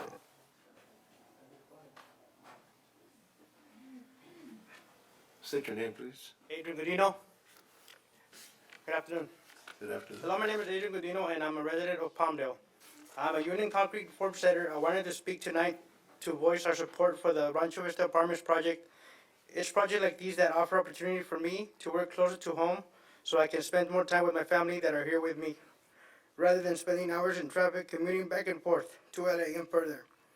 It's union wages and benefits that has allowed me to provide for my family when my kids and wife need to go to the doctor. I have health insurance that covers them. I make a good wage, which I'm able to afford a home out here to raise my family. I believe every resident of Palmdale should have the opportunity as I have had. It's projects like this that create the opportunity and could put people on a career path and be doing as good as I am. This would be a great project for us, the working union families of the AV. We ask that you support this project and push it forward so we can create those much needed, good paying jobs right here in our community. Thank you. Thank you very much. 1 minute. Appreciate that. Thank you.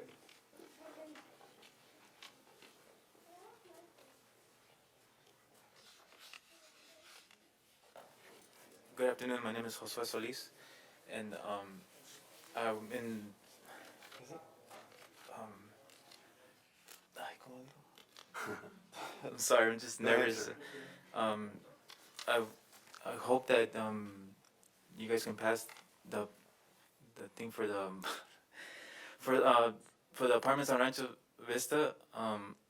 I work far from home, and I would like to get the opportunity to work closer and be closer to my family and be able to go to my son's practices, you know, and I hope that it passes. Sorry. Thank you. Thank you very much. Appreciate that.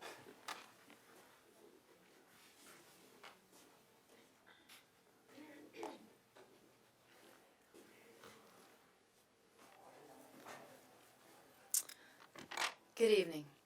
My name is Lori Carr, and I'm here to talk about the Rancho Vista project. I'm a property owner in the area, and on page 81 of tonight's agenda, it identifies the project on Rancho Vista Boulevard and 20th Street West. The property owners originally, when the proposed development was proposed and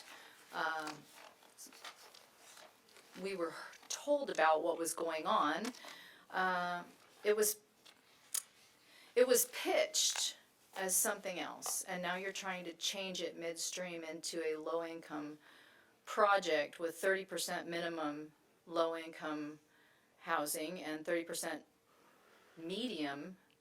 And basically the people that are going to be renting those apartments are all the people in the aerospace industry, and they're not going to be able to rent them in an opposite way.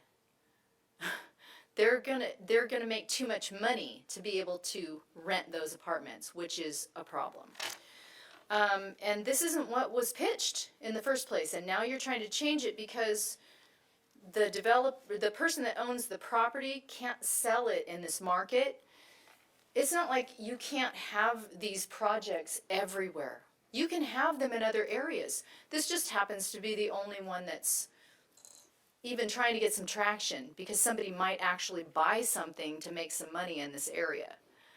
So I feel very bad for these people that there aren't other developments being developed in areas that they can work. But to put these, to change all of this midstream and turn it into something that the people around that area would never have, they would have been here in droves trying to stop this. And you and I both know that. Wrap it up, please. So, the property owners are concerned. Our property values are going to go down in Palmdale. They're not even going to be maintained if that comes into that White Fence Farms area. And I'm not trying to say it's exclusive, but this all crying about not having work, these projects can be developed other places. But doing this, what's going on here is not okay. it's very underhanded, so that somebody that can't seem to move this project because the economy is so strained right now and they want to move it and it's been just sitting there. Sorry, sorry. Okay. But to change it and want to get government assistance and a kickback, and then you have to go by their guidelines to do that so that you can get somebody to buy that property that maybe because it's a friend. Ms. Carr, I don't want to cut you off, but I've given I'm you- just saying. All right, so just wrap it know. up, please. Well, that's pretty much it. All right. I'm opposed to it. The homeowners in my area are opposed to it. I live directly next to it. This never would have got this far, and the only reason they're trying to change it now is Her time is up. because they want to sell the property Right. and Under they Mike, don't Time. have any cut her buyers. Well, I mic. have to call time, sorry. Okay. All right, I thank you am very much. absolutely appalled by her statements and comments. I just want to make that public notice right there. I'm disgusted by some of the things that she had to say. Well, it's a public comment moment. Good evening, council members. I know your name, but state it anyway. Suzanne Reyna. Okay. I just want to say how proud I am this evening to see so many local community members come out here to fight for their families in our city. I've lived here for over 30 years, and I don't think I have ever seen so many people come out and talk about what it's like driving up and down that hill, sometimes 3 hours just to get one way and to come home one way to be with their families. We have carpenters in our city. I want to see our developers that are coming here to our city to build homes and apartments and townhomes. I want to see them hire the people here. I think it's really vitally important to us as we talk about how we want to build each other up and support each other. And, there's nothing wrong with them being on Rancho Vista and 20th. It's a beautiful area. What they're proposing to build are extremely nice. And no, they're not really low income. I don't think that many people that are low income make $68,000 a year. I mean, I'm just being honest. 10 seconds. So thank you so much for your time. I really hope you guys pass this for our community. Thank you very much. Are there any others? Yes, Want to yeah. get on the list? I mean, I got. Yeah. Okay, ahead, sir. Good evening. My name is Daniel Osborne. I'm the Antelope Valley business agent for Ironworkers Local 433. Some of you are probably already aware, recent years we've developed various partnerships, various communities out here. We got the AV Youth Build, partnerships with community colleges and welding shops. Through those partnerships, we've recruited about 400 members of your surrounding communities, a lot of whom have been women, minorities, and formerly incarcerated. So we'd like to continue that partnership, which is why Ironworkers stand in favor of this project as long as it's a 5-trade community workforce, because there's going to be plenty of work on this project for all the trades under the building trades, not just one of them. Thank you very much. Thank you very much. Appreciate you.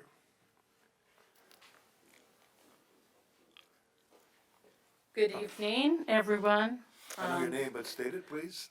Kathy McLaren, Mayor Pro Tem Betancourt, and City Council people. I do business development for the International Brotherhood of Electrical Workers and the National Electrical Contractors. And what you see here is workers that come from this community. I represent 600 contractors and thousands, 12,000 workers in Los Angeles. And every single one of them that lives up here wants to work here. On this project, it's a great project.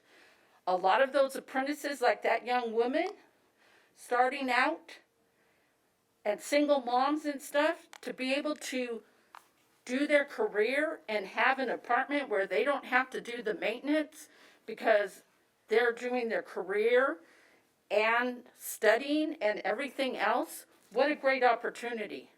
This is such a great opportunity for our community. I really hope you support it, and please put it under the community workforce agreement.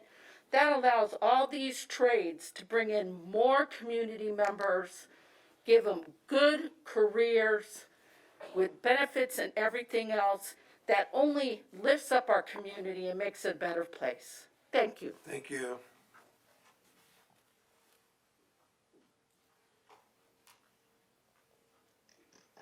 Is that all that we have for speakers? You have some more? Just, Mike, can you just double check, or, I think we have a couple people with their hands raised online. Laura, we're gonna take the, people online real quick. Sure. Okay, thank you. Participant by the name Marcos Alvarez will be unmuting your microphone.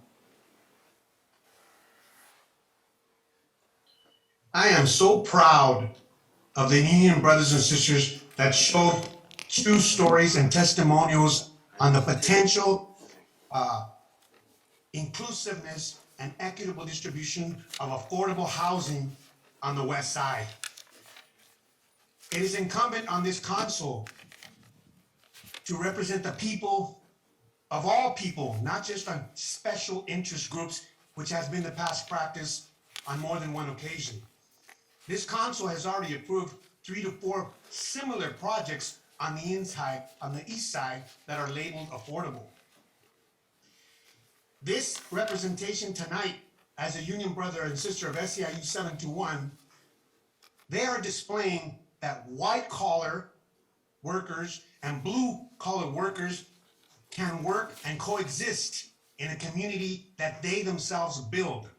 So I'm challenging this council to make the right decision in the interest of all in the entire community of Palmdale. Thank you. Thank you. Participant by the name Dave Bowman will be unmuting your microphone. Thank you. You know, it's a good thing to go ahead and see people coming out and supporting for work in their own communities. You know, we live up in a very remote place in relation to the rest of the economy of Los Angeles County. And the reality is the more that we can go ahead and keep here in the Antelope Valley, the stronger and the more prosperous our community goes ahead and becomes. I'm so proud to go ahead and see electrical workers out there, ironworkers out there, carpenters out there, and there's almost an unprecedented need for labor. And in keeping with the comments of the last young lady, you know, if we go ahead and we allow for more apprentices to go ahead and be taken in, if those unions are willing to go ahead and take in more apprentices, then we go ahead and we put more people to work here in the AV, brothers. And that's exactly what we go ahead and we need. We need to provide opportunity. We need to go ahead and give hope. And this is how we go about doing it, by showing them that they too are welcome. 10 seconds, Thank sir. you. Thank I'm you. good. Thank you very much. Participant by the name Greg Lewis will be unmuting your microphone. Yeah, hi, good evening, council. My name is Greg Lewis. I'm the business manager of the Plumbers and Pipe Fitters, Local 761. And I can say that firsthand, our members their lives are improving so much since there's been more and more community workforce agreements up in the Antelope Valley. Having those agreements in place just improves their lives and their families. They can spend more time at home with them instead of on the 14 freeway. So I'm in favor of this project, contingent on it being done under a community workforce agreement. There's lots of prevailing wage jobs around, but what really keeps the local higher will be the community workforce agreement. So I'm with the community workforce agreement. I stand in support of this project, and I appreciate your time. Thank you. Thank you very much. Sir, come on. Is there anyone else? State your name, please. Members. The reason why I'm here is I'm a union carpenter, and I know that we're gonna have a big project coming out to this city. The reason why I'm here because I'm in favor of this project because it will bring job benefits to our members. As a carpenters, we can spend a lot more money working here locally. They have to travel so many miles every day outside this city. Please approve this project because it will benefit hundreds of families. It will benefit hundreds of dollars to our cities. it will benefit hundreds of dollars to our community. Thank you so much. Thank you very much.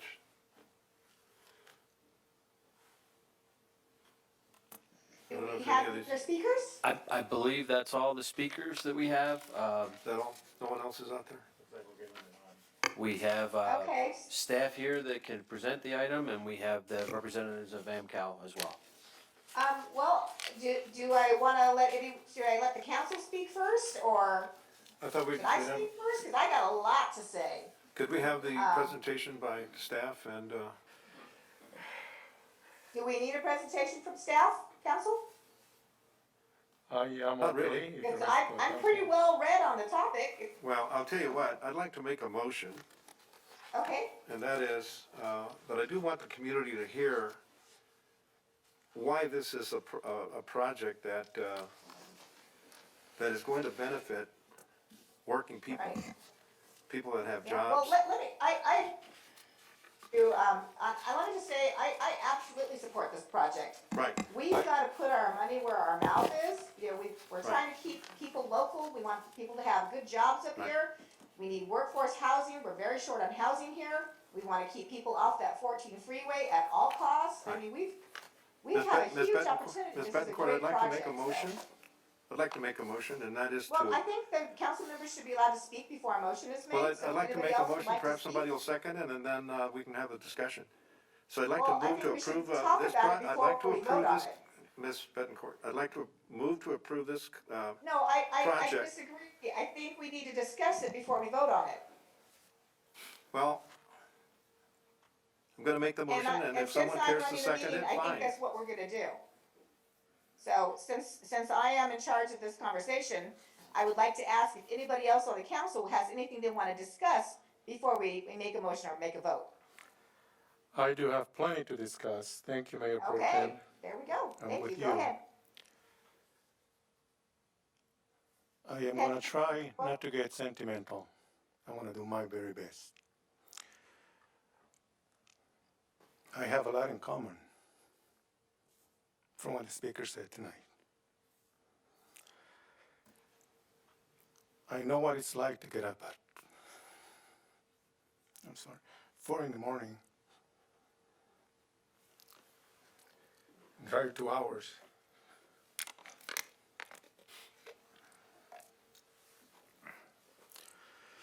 Come home and not be able to see my children.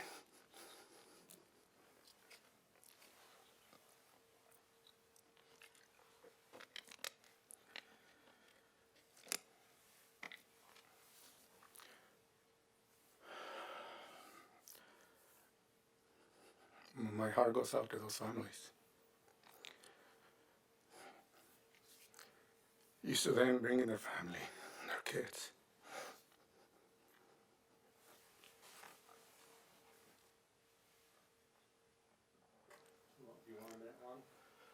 I know what that's like.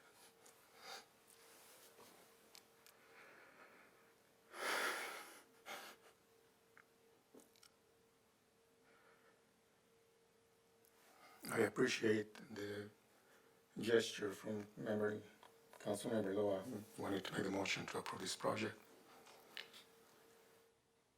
But I do agree with Mayor Pro Tem that we should have the opportunity to speak. I'm proud of my community.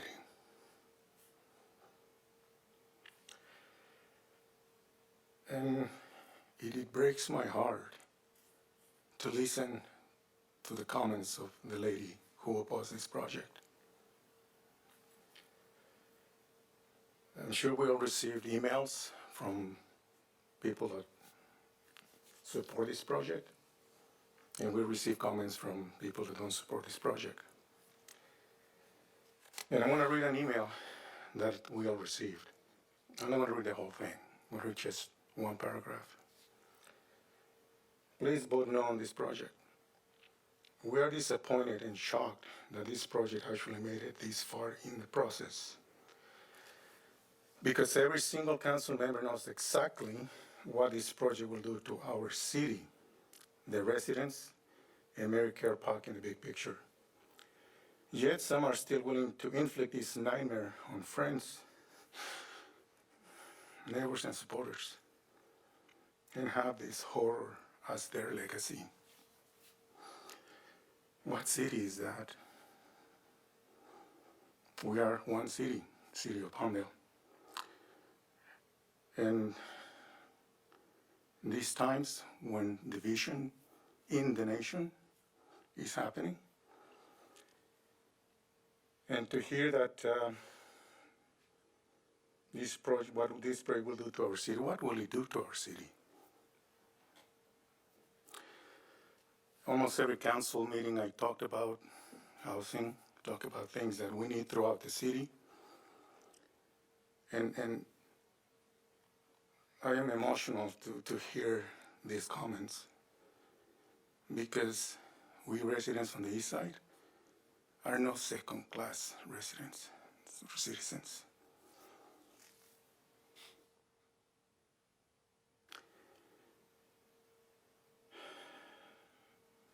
We don't need any local division. We need to provide what our residents need: local jobs, housing throughout the city, all types of housing. I believe they are one city. And what will this project do to the city, their city? What it will do, it will provide housing for those that are coming out of college. And I'll give you an example for those that don't believe how difficult it is for young kids coming out of college and what this project will do. Because I'm living that at my home. My daughter has a degree. She doesn't make $50,000 a year. She's coming out of school. Teachers don't make $55,000 a year. Those that are just coming out of school who have a degree, who have student debt, maybe $100,000 on student debt, and they cannot afford a one-bedroom apartment here in Palmdale.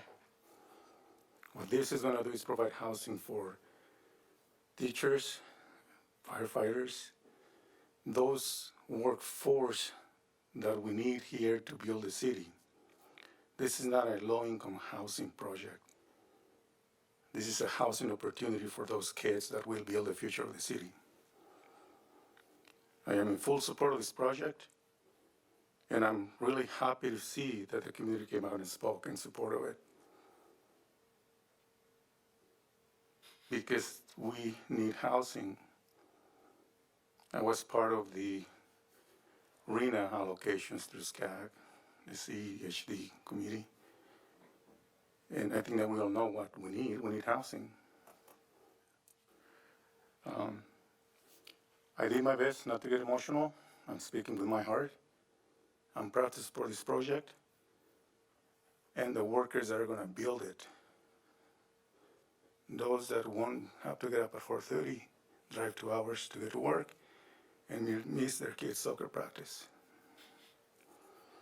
Thank you for the opportunity, Mayor Pro Tem, to allow me to speak, and this is really near and dear to my heart. Thank you, guys. Thank you, Juan. I'm so sorry that it hurt your heart, and I know that you know exactly what they're feeling. And I also want to point out that not only is it difficult being away from your kids, but you know, you guys know I work for the Sheriff's Department, and keeping crime down is really helped by families that are intact and families that stay together and parents that spend time with their kids. And when you're driving, you know, 2 or 3 hours each way, you don't get the quality, the family quality that you need, you know. And so this will also help bring down crime in our area because families will be together. Kids will have their parents. It's just a win-win-win all the way around. Is there another council member that would like to speak? I would like to speak. Thank you. Go ahead, Mr. Lowe. And that is that one of the points that I thought would be brought out by staff is that this is a product, when it comes on the market, that's going to address affordability to people who work in the kind of jobs that you talked about. Teachers, police officers, sheriffs, firefighters, and so on. And, you know, we're faced with a reality that housing has to be provided at all levels. I mean, the authority and the policy making of city councils of local government is ever more restricted, more and more. here's a project that addresses our arena numbers that I believe has been mischaracterized as a low-income product, when in fact I believe the information that I've been provided is that it requires at least $66,000 income per year to qualify. The developers are going to monitor this, which on top of that, the city council, our staff will be watching the developer to make sure that the limits are in fact taken care of in the proper way. So, I just wanted so that the public knows that are watching and that may read about this. Can you just put out, Ms. Briones, a little bit about the income limits and what the requirements are to qualify to get into this project once it is completed? Mayor Pro Tem and Council. The project is targeting qualified incomes, median income, and also moderate income in the 320, we get that correct, 320 rental housing units, and then the 60 units of townhomes are going to be market rate, which do not have any income qualifications. So that means that somebody that's in the aerospace and makes over $102,000 a year would Can be able to qualify. qualify for those units. Yes, sir. All right. It provides more opportunities. One of the areas that we're lacking housing in the Antelope Valley and Palmdale is for those middle incomes. We have market rate, we have the affordable housing, but we do not have it to address those middle incomes, which are our professionals, our aerospace workers, our teachers. And so this provides an opportunity where they do not have to go down the freeway to be able to live and even work here in Palmdale.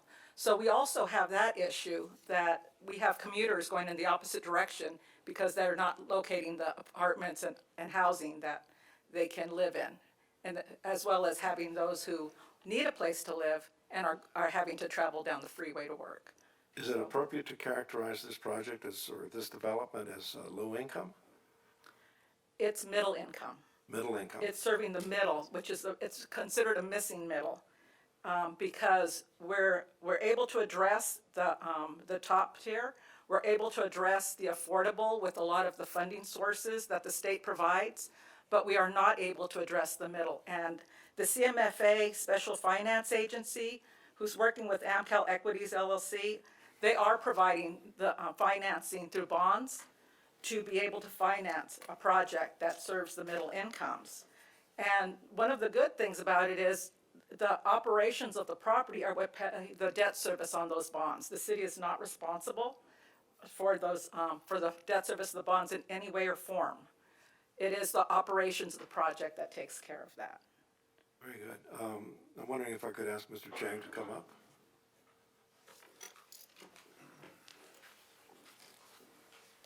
Mr. Chang, a point has been brought up by persons who are opposed to this development that it minimized, in other words, it was presented to us by a developer that presented a very rosy picture of what was going to be developed here.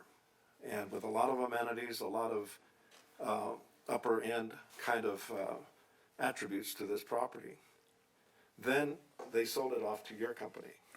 And are you going to minimize, are you going to downsize, are you going to change the quality of this project in your construction? Councilman Loa, no, we are going to, and we've said this from the beginning, we're going to adhere to what was entitled and approved. We are going to do all the amenities. We've submitted sample projects that we've done all throughout the state and in Texas as well.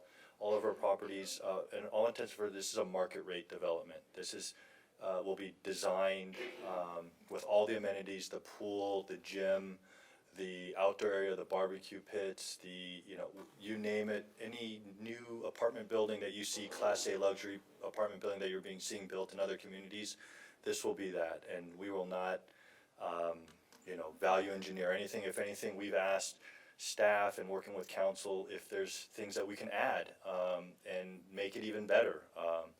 We've talked to the sheriffs and with security and tying in security, we're open to listen to any and all, comments and amenities, but I rest assure you, this will be the nicest project in Palmdale. You guys will be very proud of this project. Mr. Chang, you saw all of the people that came in here from the various working groups. My understanding is that you are working with building trades to an agreement to operate under the City of Palmdale Community Workforce Agreement. Is that happening? So we are paying prevailing wage unions, and we are willing to work with the city on any agreements that are required. My question is, are you working out an agreement with the building trades, in particular the groups that are the building trades that I believe you've been talking to? Yes, we've been speaking with all the trades, and we've seen agreements, and we're willing to work through those agreements as necessary. And as I understand it, you need some time to work those agreements out. Yes, we've seen the agreements, as you mentioned, we have not gone through them in detail, so we do need some time to negotiate those. Okay. May I make my motion now? I'd like to move to approve the project or this development contingent on AmCal, the developer, agreeing to include this project in the City of Palmdale Community Workforce Agreement, and to give you 3 months to work that out. In other words, approve it, but you guys work it out with the building trades, all of them, and do this as quickly as possible, but you would have time to work that out. So it's contingent, approval is contingent on you working that out with the building trades. That's my motion. I'd like to make a substitute motion to pass this agenda item as it stands and let the developer work at his own pace with the other agreements. I do not want to delay this project. I want this project to move forward. We are desperate for housing, especially good quality housing, and any additional delay would be detrimental to the city. All right, I say we pass it as it is. I've spoken That's both my to motion. the leadership of the building trades and Mr. Chang this afternoon. They both advised me that they would agree to a contingency in the approval of this to work out an agreement between them, and I'm simply proposing what I understand is their agreement, and that's why I made the motion in the way I did it. Well, I stand by my motion. I'll second the substitute motion, and let me give you my reasoning for that. I do appreciate the labor work and what they're gonna do to the housing need that we have. And I'm gonna pose this question to our city attorney. The CWA, it is my understanding that it's only applicable for city projects. This is a private development. So to the best of their abilities, I support that they work and see how other labor trades can be part of this project. But unless I'm mistaken, the CWA that we have here in the city that we approved, because we support labor work, it's only applicable for city projects. So that question is for our city attorney, if that is the case. And I agree with Mayor Pro Tem Bettencourt that any delays will just be detrimental to what we're trying to accomplish, which is housing. I don't think that the labor unions are gonna not work together on this, because it will benefit all the members from all labors. But with that said, Mr. I'm furiously trying to pull it up as you're speaking. My understanding is it's triggered for public works related projects of the city of Palmdale. But I am pulling up the agreement. See if Not there's the any. motion I brought, because that was my understanding of what the parties involved, and we heard speaker after speaker tonight, that it should be made contingent on an agreement between the developer and the building trades. And I spoke to both. And so in other words, if we don't approve a contingency that it be developed and constructed with a workforce community agreement with the trades and the developer, then it's a possible out. You know, it's a possible out. Can I say something?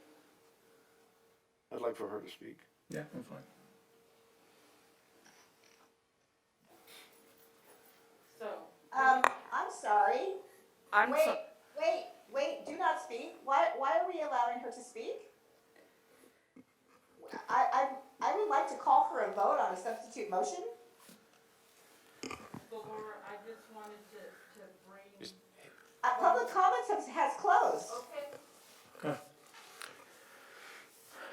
No offense, Kathy, but, you know, we've gotta follow rules here. No problem. Before we take this vote, I feel it's important that I ask Mr. Chang a question. I haven't had a chance to speak much.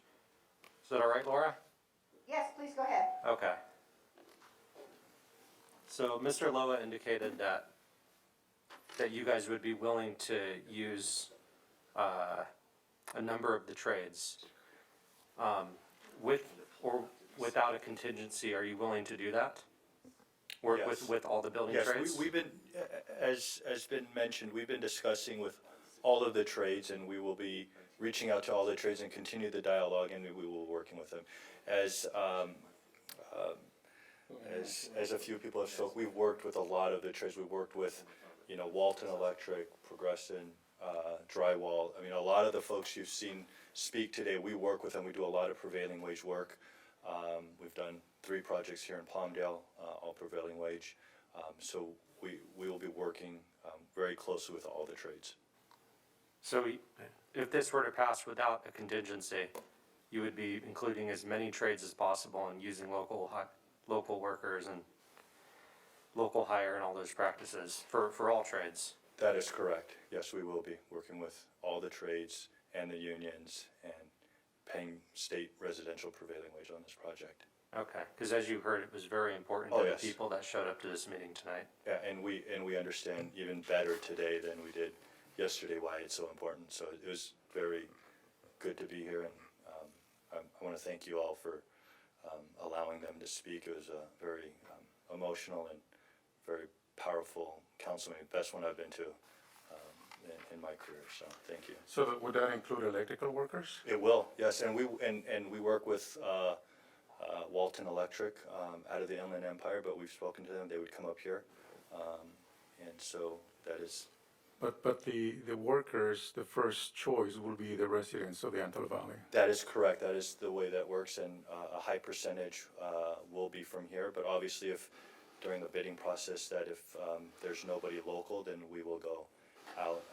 Which is what we have in our CWA. The preference is for those that are local, and then it expands by zip code or by whatever Exactly, and other that- mechanism in place in the CWA. Exactly. Yeah, Mr. Chang, I have to agree, and I just want to say that, yes, please focus on our local workers. And the young lady that was just up speaking before you, that I made sit back down, I would love for you to get together with Kathy McLaren and discuss, you know, terms and things. Kathy, can you wave your hand so we can? Well, I'd like to have her speak. I'd request that the same consideration that was given to Mr. Chang now be given to Ms. McLaren. Well, he is our developer for the project, is he not? He So is, he's not the but public. He is not the public. I would ask that Ms. McLaren be allowed to speak. May we City give her Attorney, that courtesy, please? Can we reopen public comments? I make a motion to reopen public comment. I will second that motion. We have a motion and a second. Do we want to call for the vote? Mayor Pro Tem Betancourt, Yes. Councilmember Carrillo, Yes. Councilmember Loa, Yes. and Councilmember Bishop. Yes. Thank you. Okay, Kathy, come on up. Sorry to make it so difficult. We just have all these rules. I know. And believe me, I understand. I just wanted to because this is what I do for my work, and as you well know, I'm on a board also. And anytime you have a community workforce agreement and there is an additional project, you can ask for that project to be a project with the community workforce that you already have. The problem that these people have, and like they said, if they can't get someone local, the reason you want the community workforce agreement, it guarantees that over 50% of those workers are gonna be from here. They're gonna be veterans, they're gonna be incarcerated, they're gonna be all those things. Just like anything in life, it's the guarantee that you're gonna be able to tell your constituents, especially the ones that aren't happy about you putting this project. It's the guarantee. Now, there was a little confusion here, and I feel that's why this didn't get taken place. But there is no plans here to hold up this project at all. It's just a matter of you guys agreeing that it's going to be put under the community workforce agreement. We don't want just one trade or another trade and just one or two trades. We want every trade here to be able to work with the college and everything else, getting these MC3 people that are going through the programs that all of you have been to, that we're doing with the college and soon doing with the high school, to look at what career they want to go to and open it up. When you do the community workforce agreement, we can go back and say, we just got a community workforce agreement for 380 houses. How many apprentices can we take in from Palmdale right now that we can train up to be ready for more work here? That's your guarantee to give to us, because we don't want to take in people, train them up, and have them sit on the books and not work. So it's a way that we're making a partnership, all working together. And I have a question. yes, You heard Mr. Chang state that he pledges without a contingency to work with all of the groups. right. Are you against that?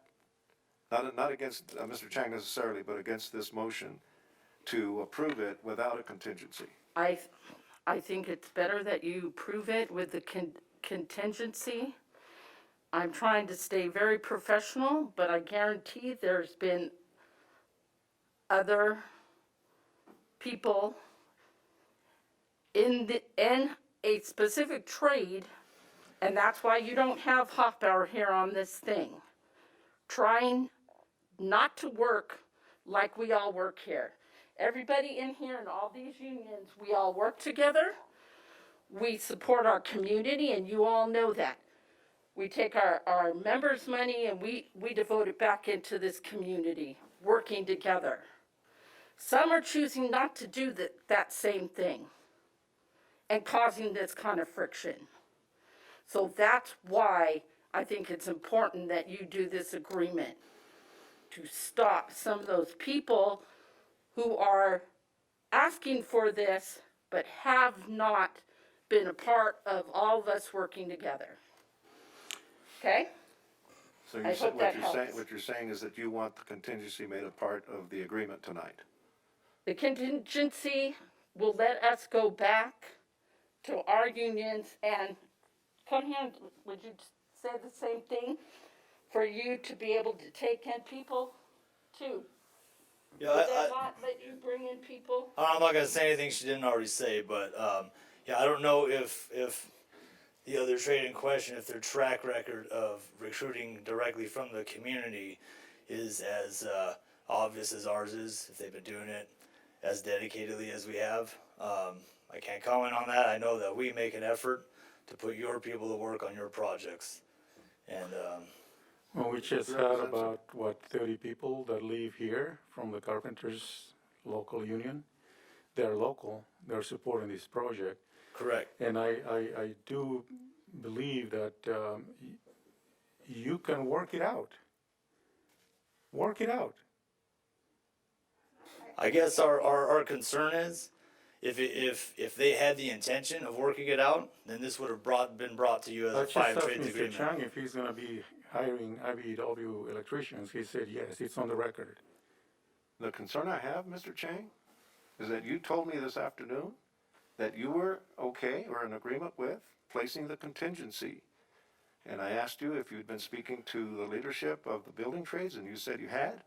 And I spoke to the leadership of the building trades, and they told me the same thing, that you were in agreement to have the contingency placed in here, to approve the project contingent on an agreement to be worked out between the working unions and your developer, your company. We've already seen once before on this very site what can almost be characterized as a bait and switch. And you heard at least one person today, and we've heard from more, that are saying, this was entitled by one company, and if my recollection serves, they were going to stay on this project. And instead it went to someone else, you. And you told me this afternoon, sir, that you would be okay with this contingency, that you had discussed that with the leadership of the building trades. And I'm appalled, quite frankly, that you're not going with that. So, didn't you say that to me this afternoon, sir, on the phone?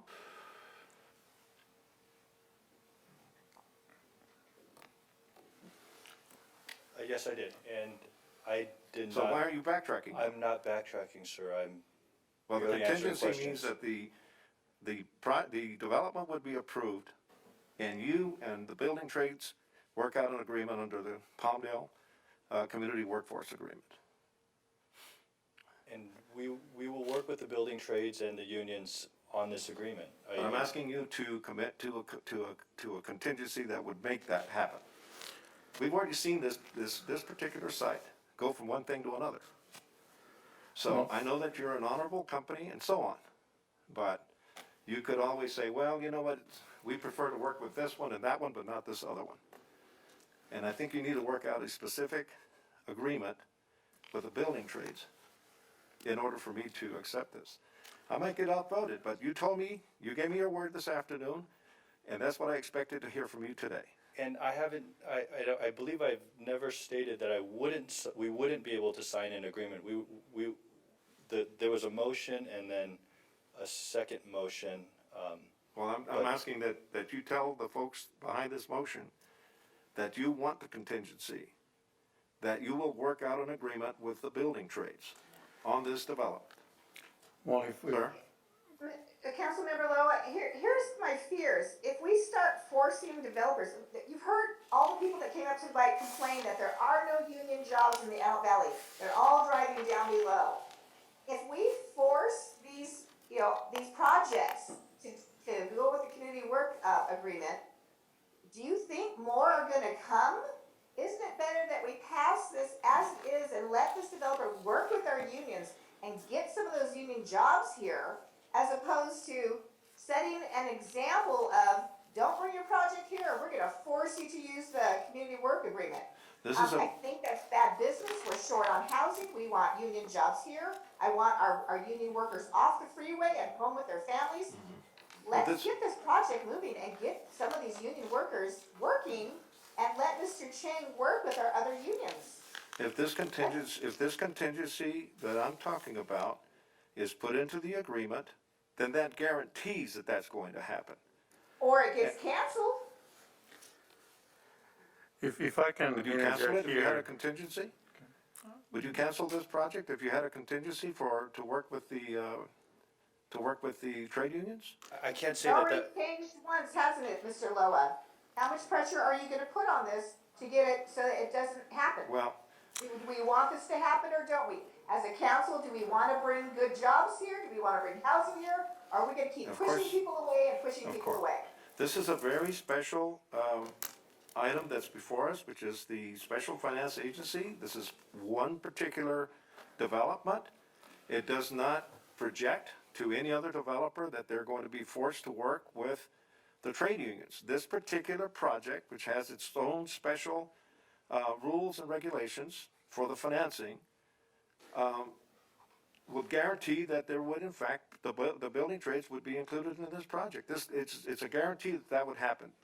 Not as the presentation that was made to us when this was entitled, where my recollection is, and perhaps I can be corrected, but my recollection was that this developer was going to stay with this project. And then all of a sudden it shifted and went to another company, a very reputable company, don't get me wrong. But I think there ought to be a guarantee, sir, that you're going to work this out with the trade unions. We will work it out with the trade Before unions. before you continue, Mr. Chang, there are three things here that I'd like to mention. Number one, we have to see what the language is in the CWA agreement.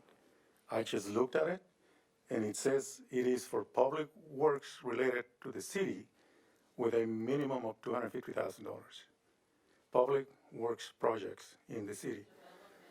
So that is what the language says that I just read. Second, I do agree with Mayor Pro Tem Bettencourt because we will be driving away multifamily developers.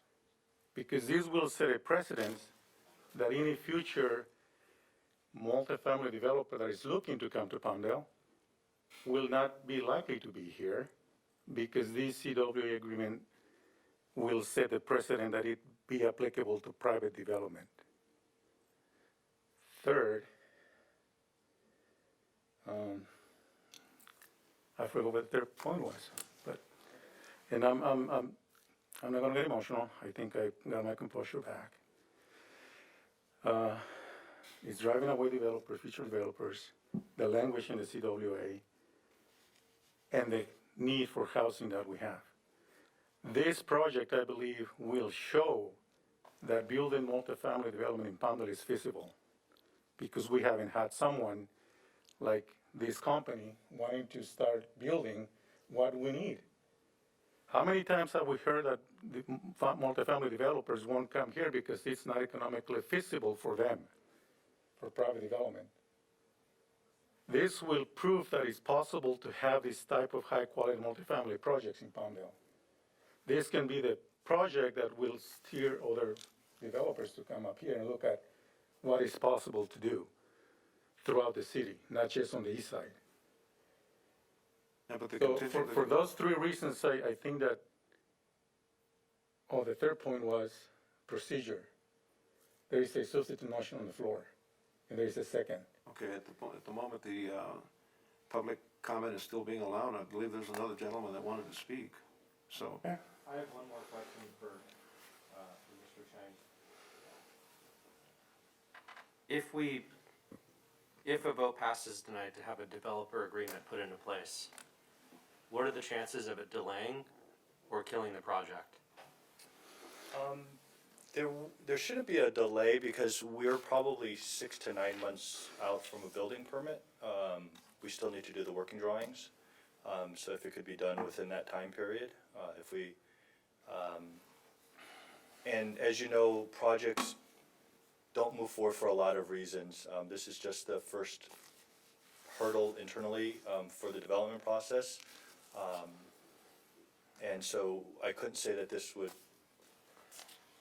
kill the project or necessarily delay it. So we've stated we are willing to work with all the unions, the trades, and we'll take direction, whatever the city council would like us to do, AmCal will do to get this project done. Okay. If it's to sign a CWA, we will do that. I've said that and we'll stick to that.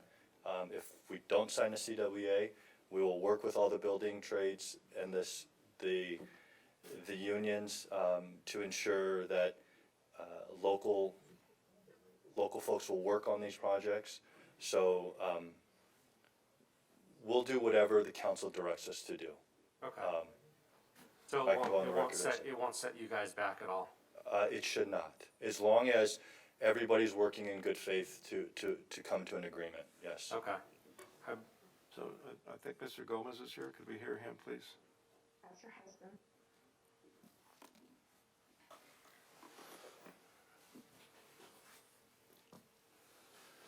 Hello, I'm Dave Gomez. I'm with Business Development, IBW, NECA. We definitely want this project to go. We would like to have working with the building trades and have a contingency of doing the community workforce agreement.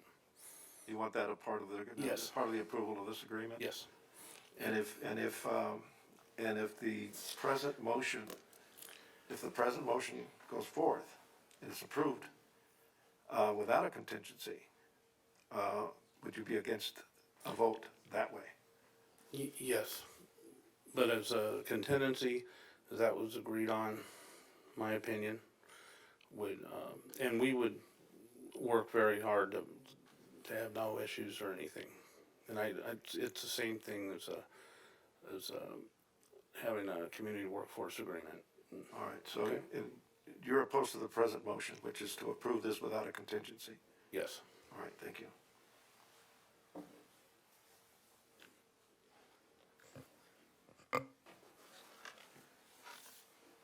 Thank you again. My name is Marco, Labor's Local 300, and just consider the CWA. With this, it enables all the trades to work. Labor's Local 300, where we have about 1,000+ members here, and it can also open more jobs to apprentices. And like we talked about, people that's come out of jail, veterans. So I'll ask for the CWA, and it doesn't hurt anybody. It hurts all the trade. I mean, it helps everyone. So, What trades do you provide? Excuse me? What trades do you provide? Labor's Local 300. Yeah, but is it drywall, what is We're it? laborers. Are you saying? We are the first and last on the job. We do the demo, we do concrete, we do digging, cleanup, dust control. Yeah, sir, are you saying that the present motion is for it to be approved without a contingency? Are you saying that you're okay with that, or do you No, want I'm not. you want contingency in there? I think it's disingenuous, Mr. Loa, to keep asking that question when you know that you are talking to union representatives. So I'm I free would to like say, call I for am the free vote. to ask questions as I see fit, Ms. Bettencourt. Well, okay, I think it sheds light on the issue. And I don't really see I don't really see a reason why not to be under the CWA. It's gonna help everyone.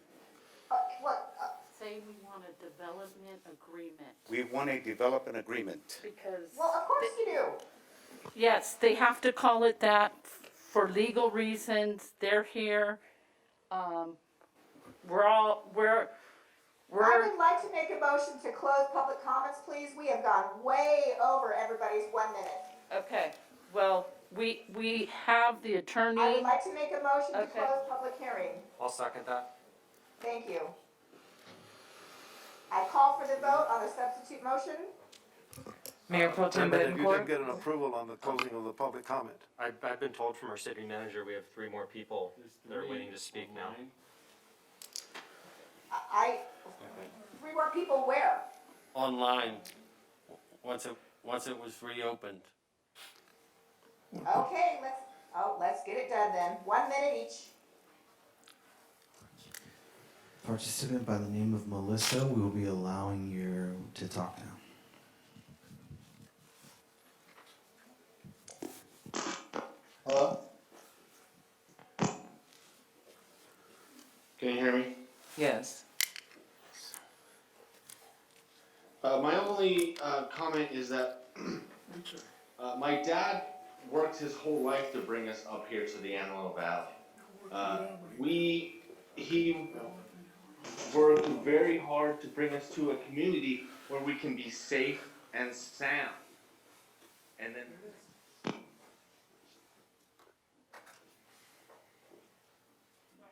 Are you done, sir? Disconnected. Oh, you disconnected. Participant by the name Marco Alvarez, we will be allowing you to He's speak previously spoken. He's always twice. So, but on this subject matter, as, if I may, 1 minute.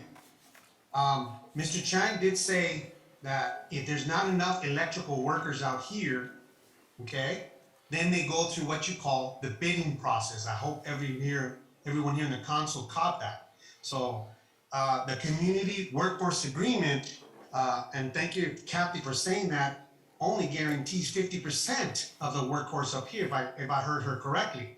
So, I support what Kathy is saying, but I'm also curiously, trying to find out what Mr. Chang meant by, if we don't have enough electrical workers here, they will go out to the Inland Empire and find what they can, and then the bidding process to get that. So if you're gonna bid it, what I hear him saying is, you're gonna bid no matter where you're from to get that local job or from afar. Thank you. Thank you. Participant by the name Dave Bowman, we will be allowing you to speak. Yeah, 1 minute, sir. You know, we go ahead and we have this opportunity in front of us right now. There's going to be infrastructure money that's going to be coming here, even for humans as well too. There's going to be money here in the city of Palmdale, and it is my belief that because there is going to be money here, that contractors are going to, and developers are going to be jumping at every opportunity that's here. Okay, but we have to keep the jobs here. We can't go ahead and allow people to go ahead and bring in outside contractors and they bring in their own workforce. That's what we have to avoid. This is our city, and we have to take care of our people first. Thank you. Thank you. Participant by the name Greg Lewis, we will be unmuting your microphone. Go ahead, sir. Yeah, hi, thanks for the additional time. I just want to comment that, without a CWA, there's no guarantee that he'll be hiring unions. There'll just be a guarantee that he pays a certain wage from wherever he can get the workers from. So the CWA ensures that he's hiring from local unions that are in that area with local residents. And, if it's not in writing, it's not happening. So that's why I think this needs to be contingent, that it's done with this under the CWA or a CWA, some sort of workforce agreement that holds him accountable to hire local workers. Thank you. Thank you.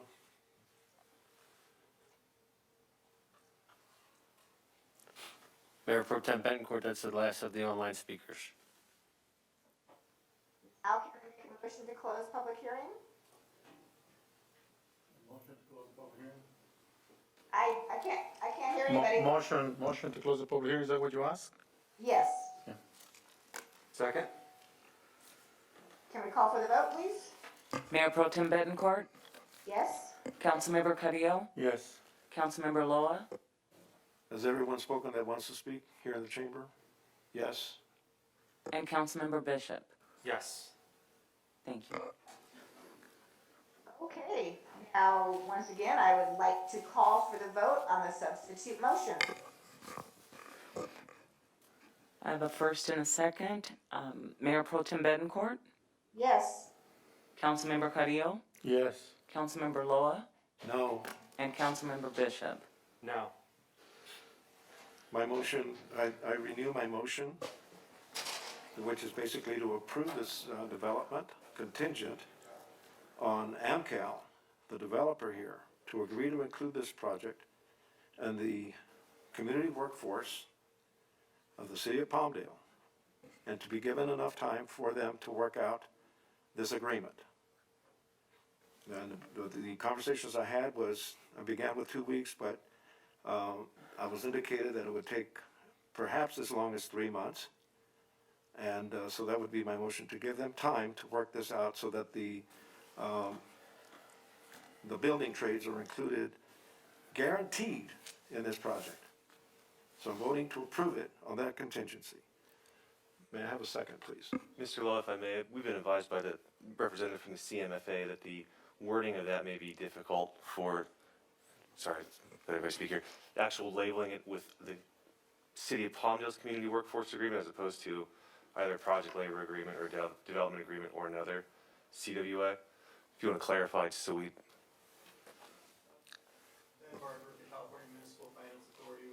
Actual purchasers of the project.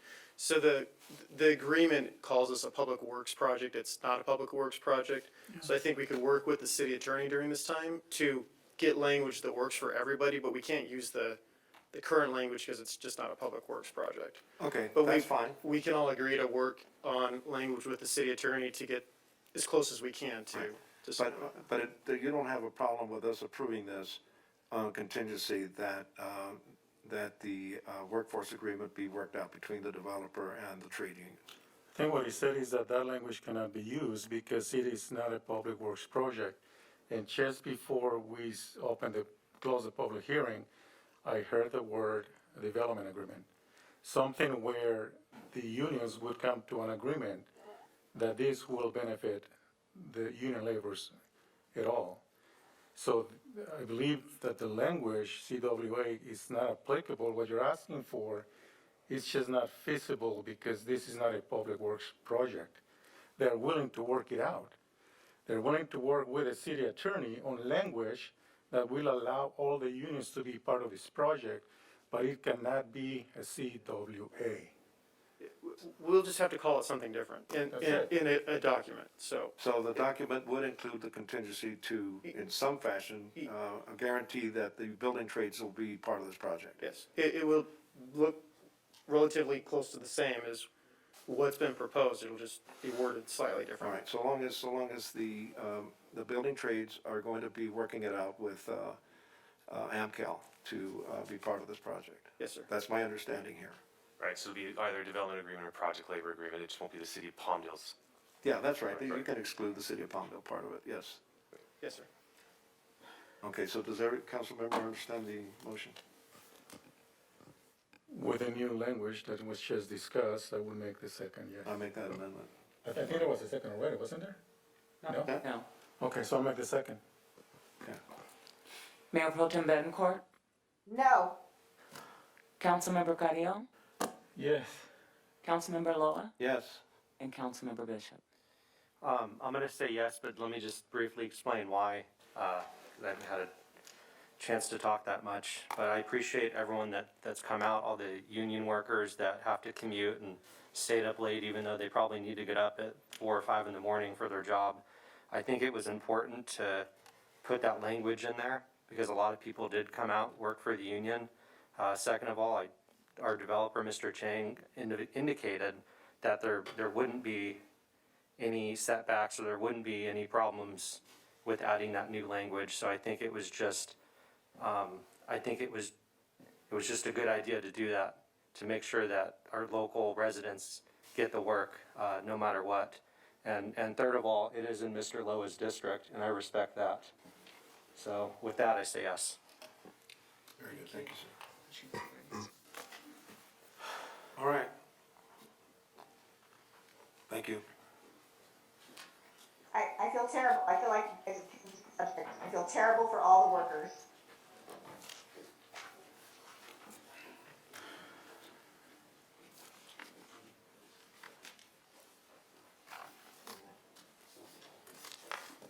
All the hard work is done. Mr. Hoffbauer, would you like to take control of the meeting?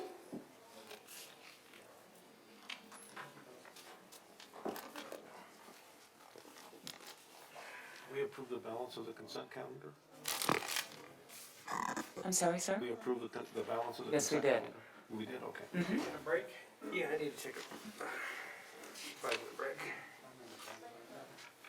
So, I'm just gonna stop you guys, and I'm gonna have to bow out. Have a little evening. Good night.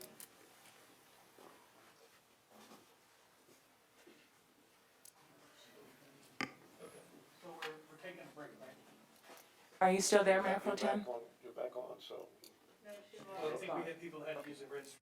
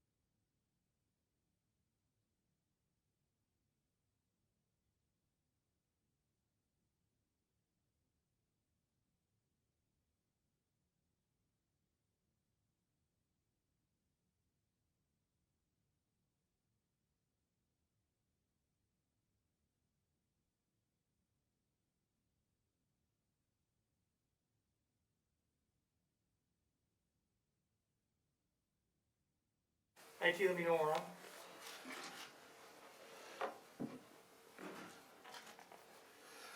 Zoom's live, Mayor. Okay, there we are. So thank you, everybody, for bearing with us while we made the switcheroo here. Is my understanding that Ms. Betancourt has left the meeting? Yes, sir. Okay, all right. So I think that was that 14-3 we did? Trying to get myself back on the agenda here. So we got items 15, 16, and 17. I've had some suggestions about adjusting, somebody wants to make a motion to move something or to postpone something or do something, because we got 29 minutes to go here. Well, you know, we've had quite a bit of community. Can you go on the line? We've had a lot of community members that have been waiting outside, and Uh-huh. I think we ought to at least start hearing their comments. Okay. So I would move up 17.1, which is I think the issue that they're here for. Okay, That's my motion. okay. If somebody want to second that? Move up 17-1? I'll go ahead and second it. Okay, so all in favor? Aye. Anybody opposed? Okay, so hearing no objection, we'll move 17.1 up. And we will now take that. How many speaker slips do we have? 20. How many? 20. Okay, so we'll do 1 minute on that as well. Okay. Do you wanna? Okay. I can do it.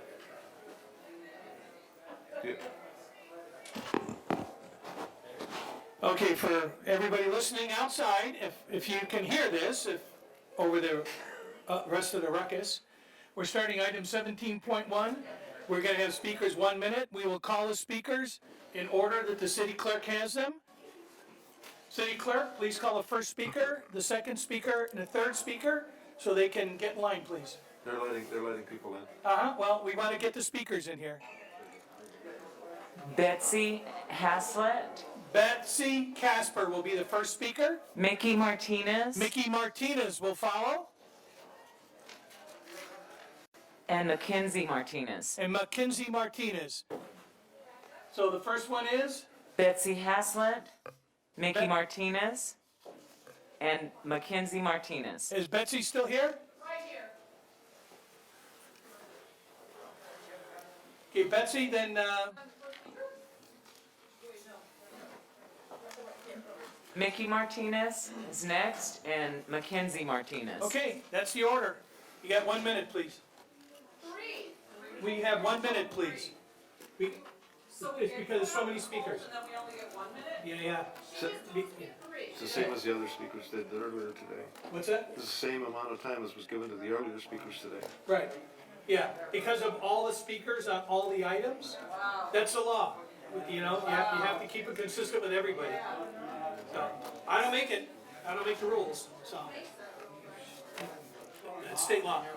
We have to give everybody equal opportunity, so. We can sit here and debate it, and we got 25 minutes. That's when all the systems shut down, so.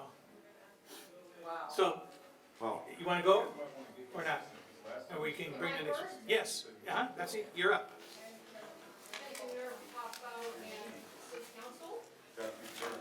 I would like you to consider the ordinance from the Palmdale Freedom Commission to pass that and not do this resolution that you've come up with. Our last meeting of 2 months ago, you said if we have to sue the county, we will. I took the Palmdale Community Academy in 2019 before the COVID, and in there I learned about charter cities, and that Palmdale is one of them.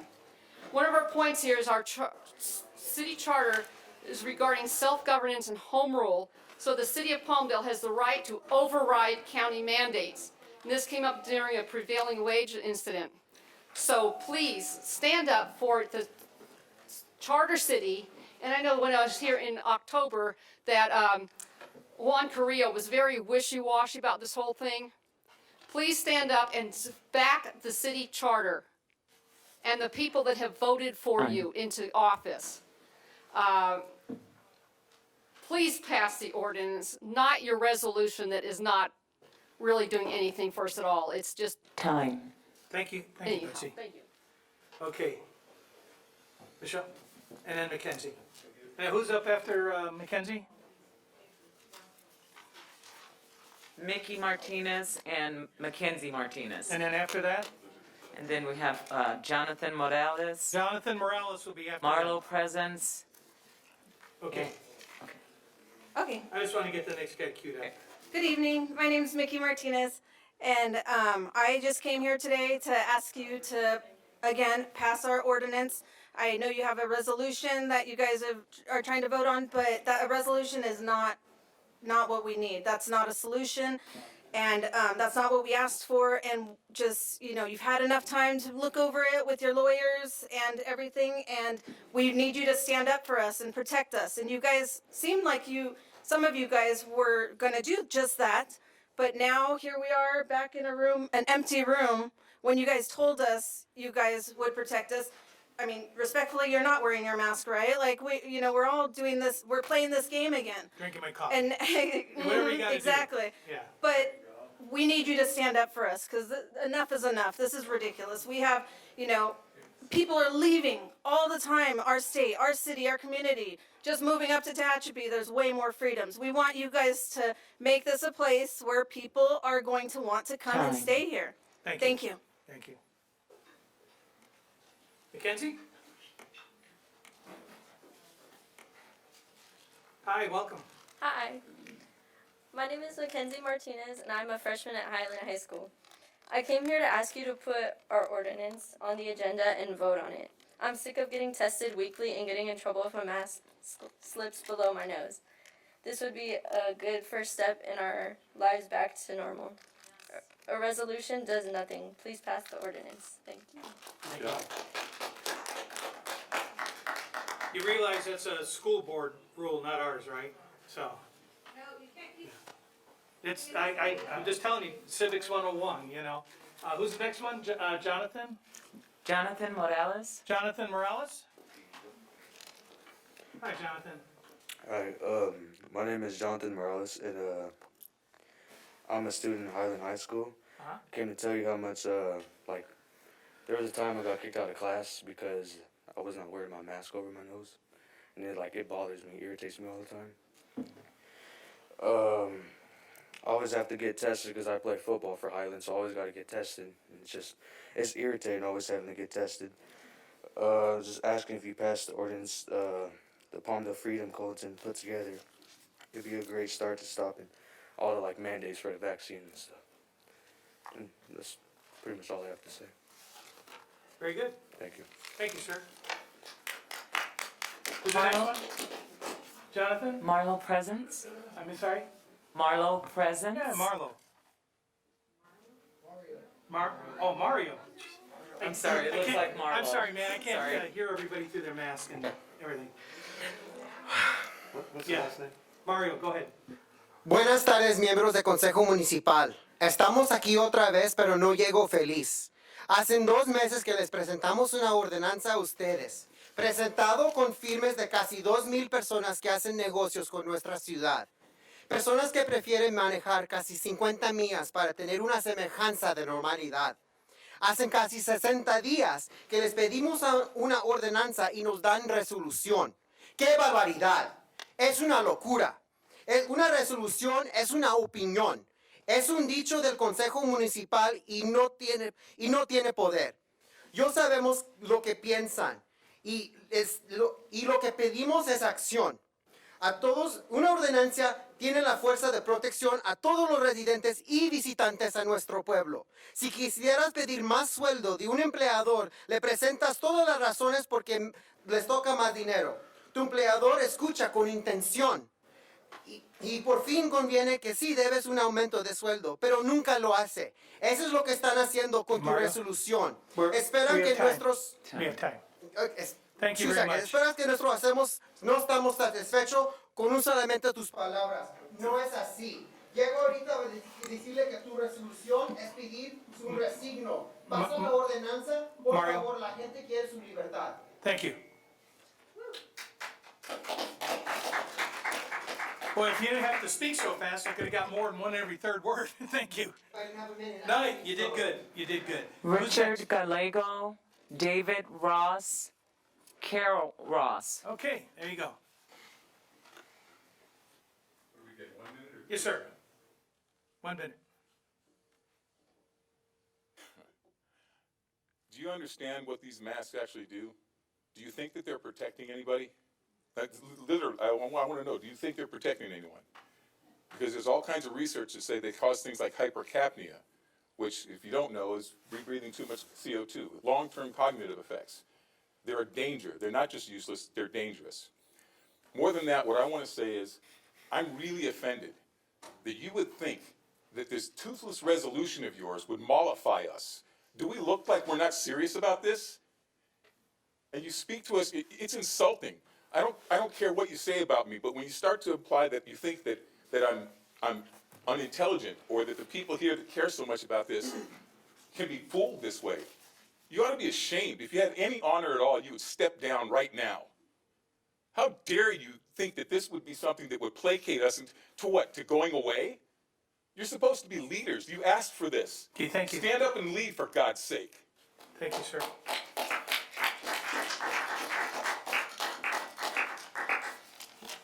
Mr. Ross? Mr. Ross was next? Yes.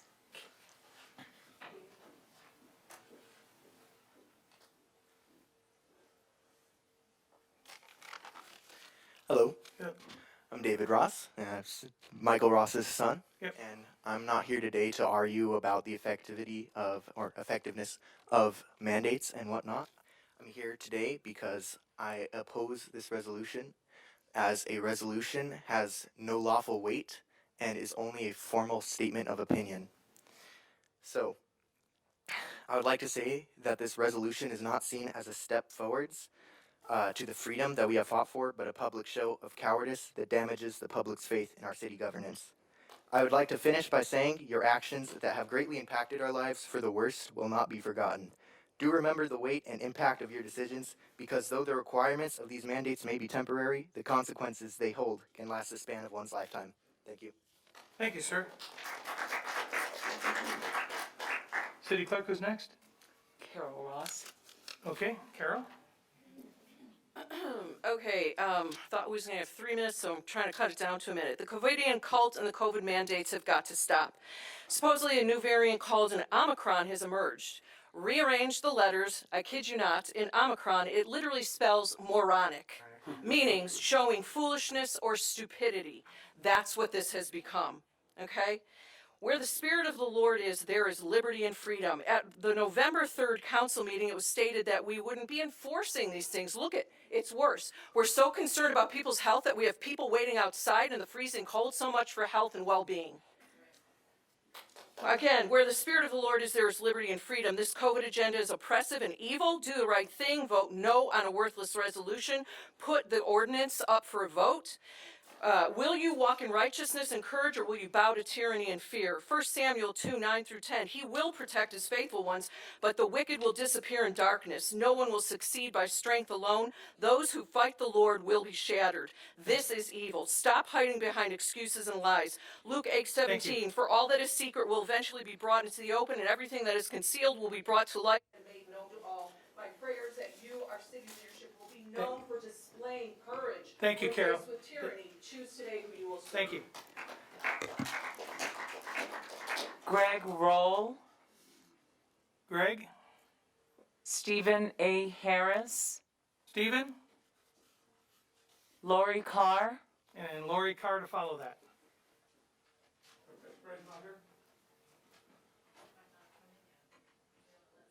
You're up.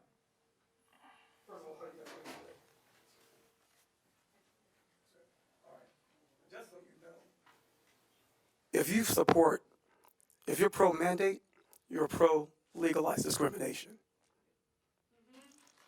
Think about that. And think about the legacies that you guys have. Like, is that how you want to leave your legacies? That you want your kids, grandkids to think of you guys as people that discriminate? I would imagine not. This mandate affects people, mainly people of color, if you think about it.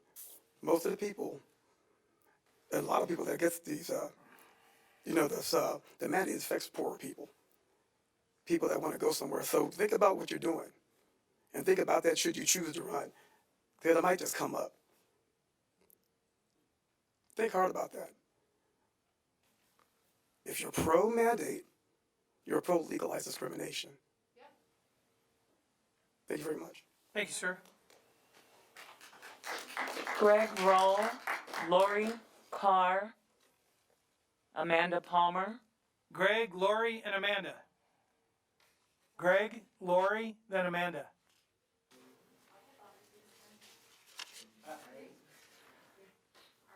Are you Greg, Lori, or Amanda? Amanda.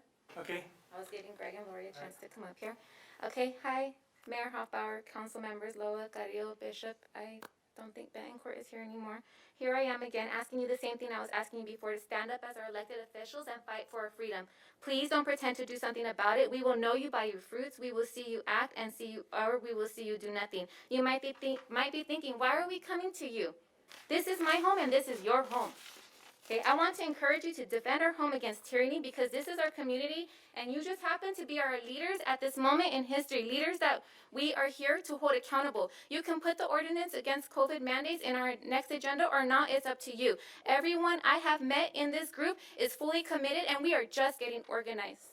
I will not stop asking you to help or to lead in this fight against tyranny. I will not let you off the hook. You can tell us to go to our school boards, or you can tell us to contact our other representatives. Cool, yeah, we're on it. Trust me on that.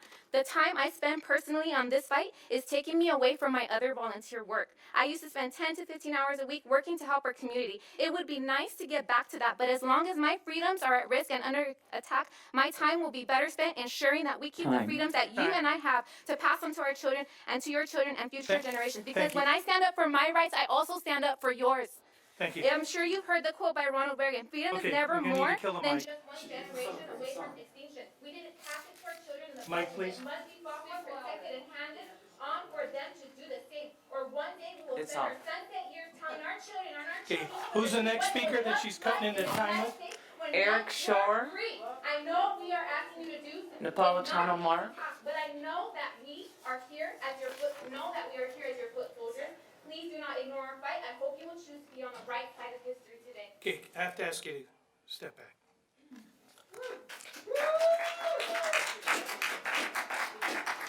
So we're gonna either keep a system going here, or we're gonna continue this to the next meeting. So you guys let us know how you wanna do that, okay? We have to, because we did the last public hearing at 1 minute, we have to do this one at 1. If you guys wanna continue, we can, and we can bring you up for 3 minutes, and we can do that next month. Acknowledge what we're saying to you. So but there's limits on what we can discuss on public hearing. So I'm just telling you, please, try to help us work on that, okay? Okay. I'm sorry? Thank you very much. I'll make a note of that. All right, so who's next? So I'll just read the three that I read again. Lori Carr, Eric Shore, and Napolitano Mark. Okay. Yeah, which one?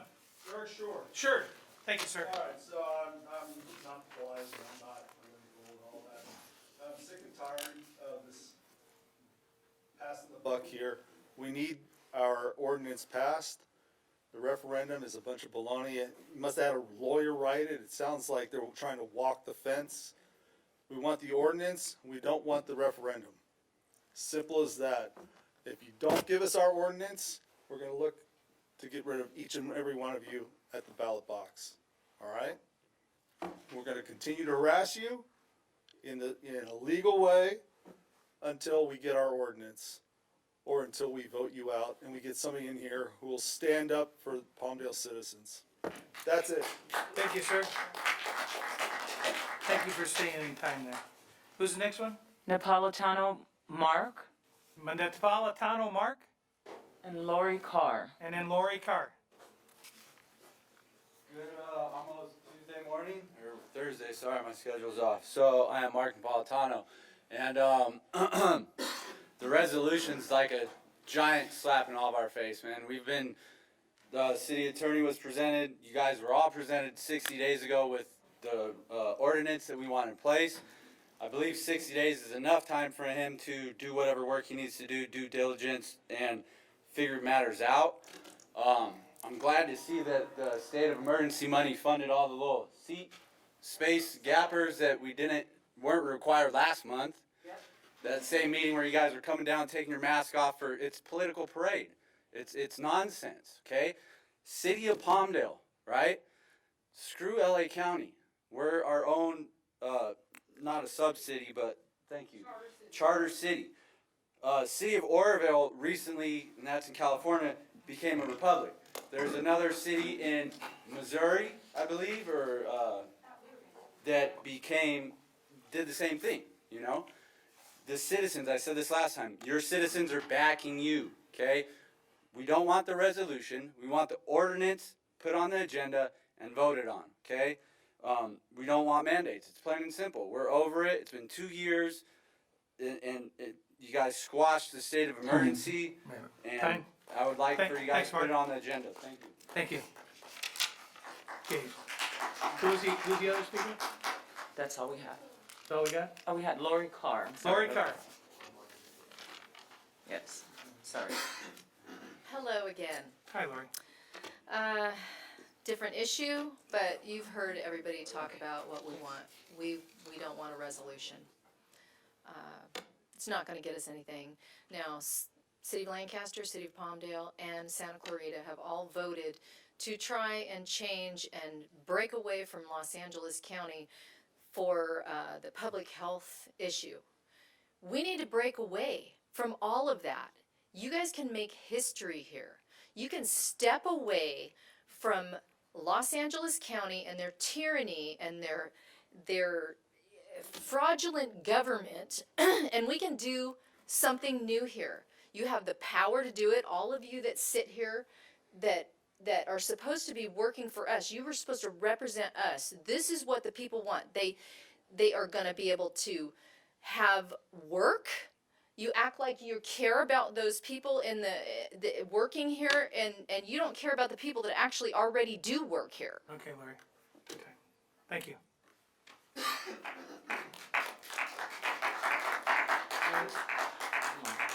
Is that it on Have the one speaker slips? online. Yes, Okay, sir. thank you. And you have, IT, you have somebody online? Yes, Mayor. Participant by the name of Dave Bowman will be unmuting your microphone. Ah, Dave. You know, Dave, I don't know if anybody goes and notices this, but the reason you guys were all gone ahead and promised, you guys were all gone ahead and promised that there would be a lawsuit. And none of the council members voted to direct the city attorney to file a lawsuit or to even look into it or other options. None of the council members voted for it. That was a unilateral order made by Steve Hopper. And that's all I gotta say. Thank you, Dave. Anybody else? At this time, Mayor. Okay. Let's see. You said there were 13 names, 20 names on the slips, and you've only called 13 names, I think. Oh, I had, I'm sorry, I had a couple that requested for their slips to be removed. Oh, I see. 3, actually. But there's someone else here? Did you have it slip in? Did you have your name in here? I'm sorry. It doesn't matter, have her come up anyway. Make sure you state your name and make sure you fill out a slip so the city clerk has, I'm sorry, what was that? make sure you After state you your speak. name and then make sure you get a slip for the city clerk, okay? After you speak. Hello, good evening. My name is Naval Shields Escobedo. Boy, I didn't think I was gonna come up here and speak, but I got the opportunity to speak at the last minute, and I guess it was in my heart to come up here. Very quick and simple, I just wanna say, this is enough. I mean, come on. With all due respect, and I don't mean to offend or disrespect your position, but each of you have a seat. You have a seat for a reason. Do your job. All of you have future generations. You have children, grandchildren. What's the example that you guys are putting? I have a 10-year-old. Enough is enough. Fight for us. We are the people. What's going on? That's all I ask for. Thank you. Thank you. Okay, can I have a motion to close public hearing, please? Has everybody spoken? Ms. Smith, has everybody spoken? Yes, sir. Okay. Motion to close public hearing? Second. Public comment, I mean?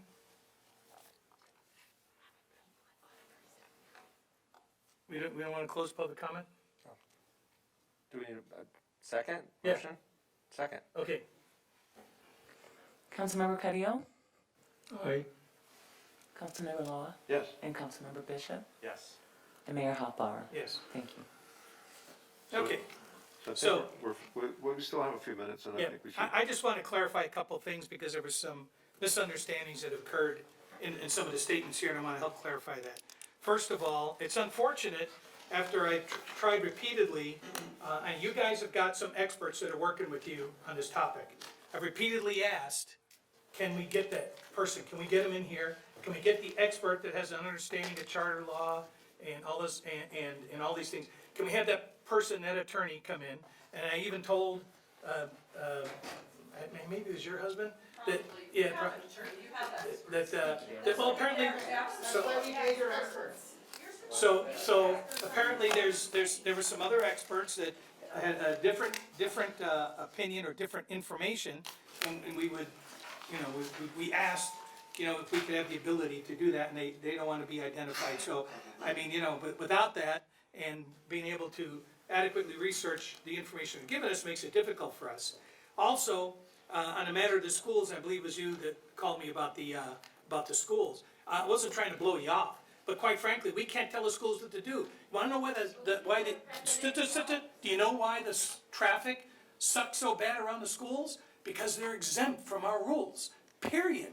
So we can't go in there and tell them, we want people to wear a mask, not wear a mask, put it over their nose, wear it during football, but we can't, okay?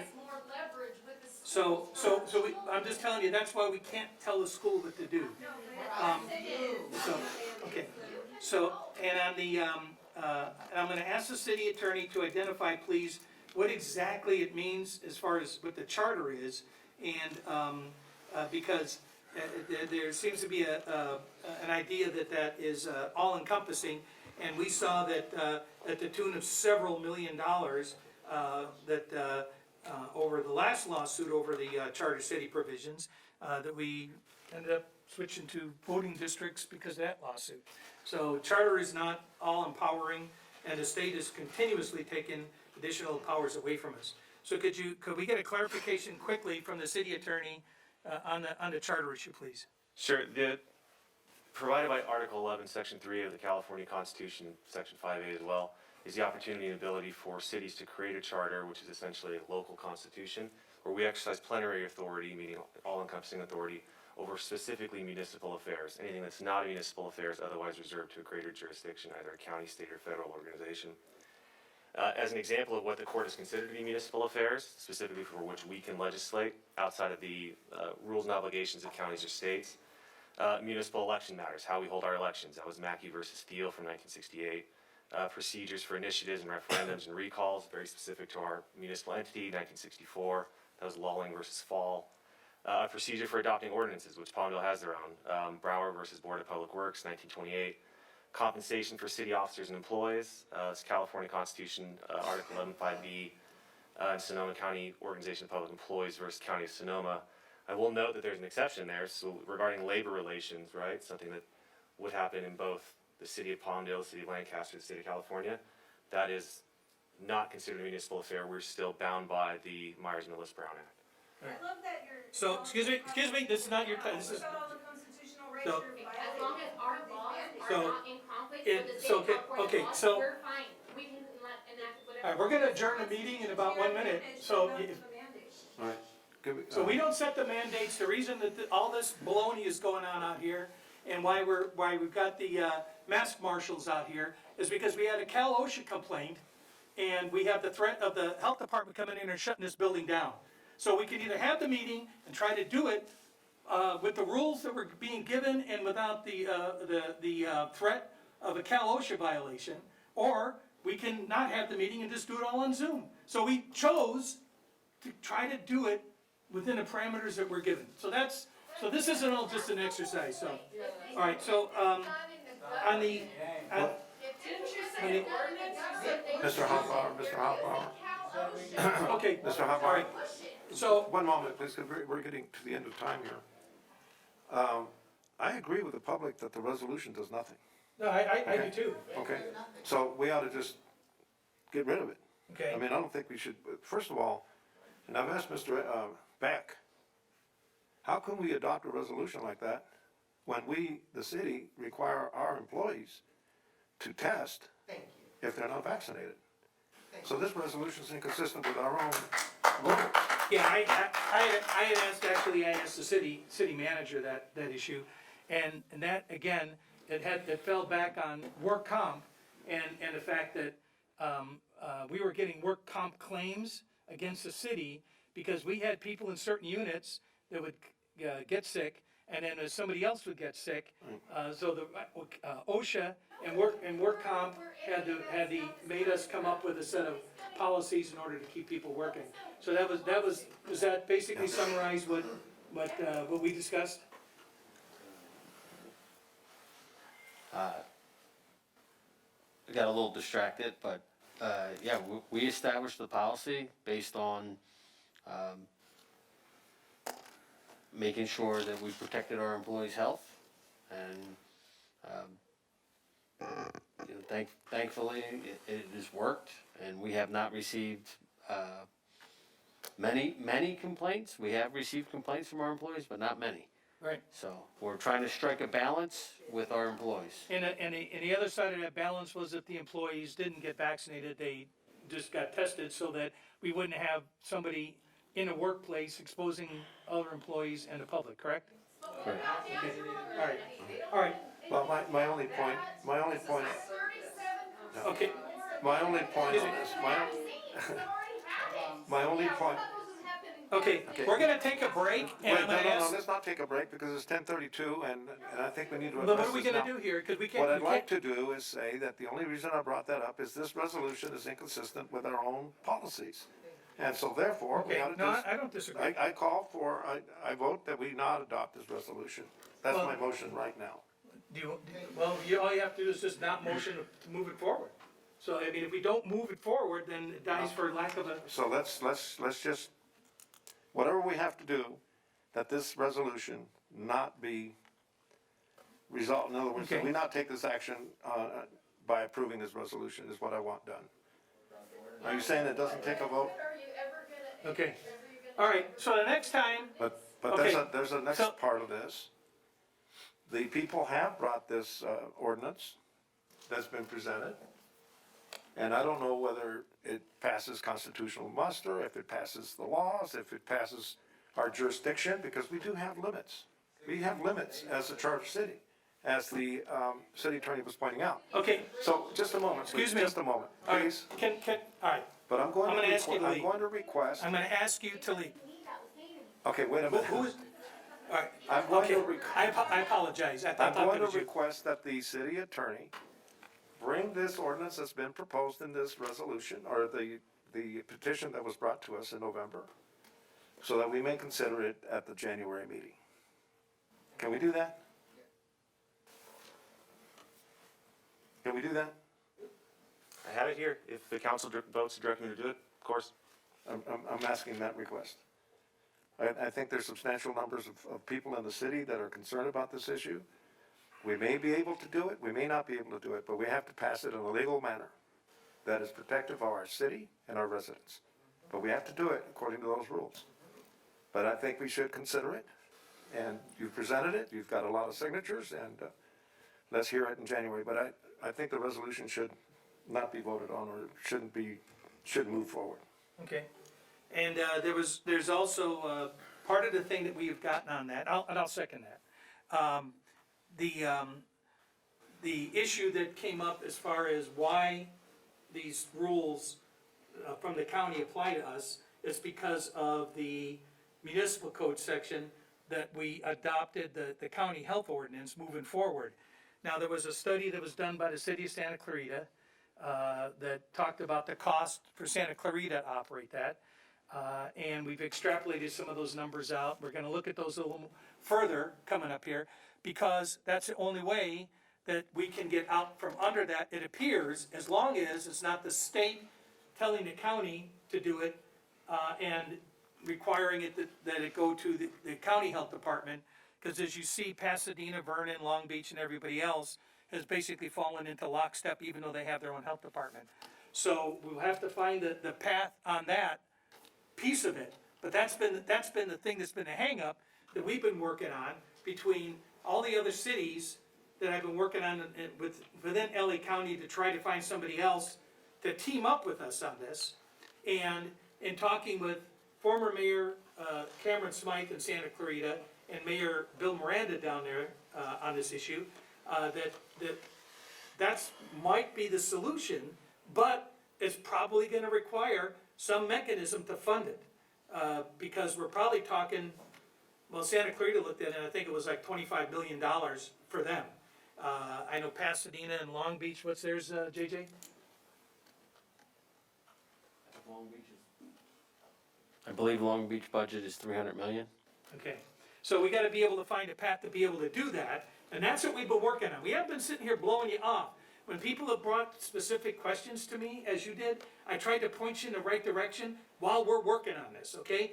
But then you can get the commitment, the thumbs up, thumbs down, or thumb wherever, from the agency that's supposed to be handling that issue for you. Like you're deflecting it. Yeah, well, yeah, but I got, you know what, if you ask me to address a parking ticket in Poughkeepsie, I can send you a letter, but I can't do anything about it, okay?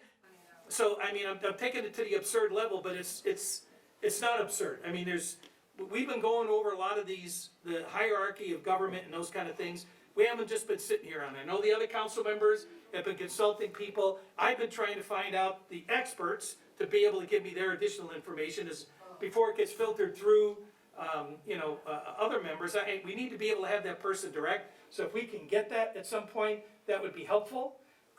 Because if they've got additional information that we haven't found and that our city attorney hasn't found, and nobody's got a crystal ball, so if we can get that, that would be helpful. So, we have a motion, we have a second, unless Right. somebody else has something else. Clerk, just bring it as written. Bring it as written, I guess so, yeah. Well, you should bring it as written, but with a rationale for why it ought to be supported, and I think you ought to look for grounds upon which it can be supported. We also want to know any grounds that it may not be supported, but the ordinance should be brought forward as a proposed ordinance for the municipal code. Okay, so in the staff report, I'll describe. Right. We'll work with it, but bring it as written then. I just want to make sure, Clerk, please. Got it? Right. So the motion is to turn down the resolution and bring back an ordinance for the January Sure. meeting. Anything else, sir? No, nothing else. Mr. Bishop? Nope. Okay, all right, so, City Clerk? Councilmember Carrillo, Aye. Councilmember Loa, Yes. Councilmember Bishop, Yes. and Mayor Hoffbauer. Yes. Okay, Thank you. there you go. Motion carries. Internet hasn't cut us off yet, so, all right, so, I'll move that is there anything else that is imminent that has to happen right now? Because we're gonna get cut off, and state law says that we're gonna have to shut off the meeting once we lose that internet connection. Is there anything else urgent, Mr. Murphy?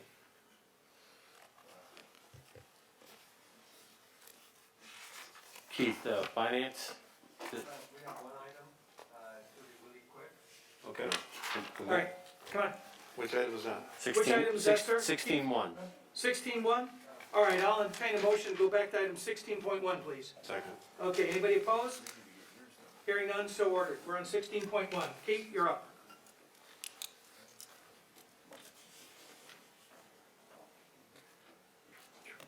Good evening, Mayor and Council. 16.1, we're asking ordinance to be updated to reflect the consistency between what's written on the ordinance versus our fee resolution the City Council adopts every year.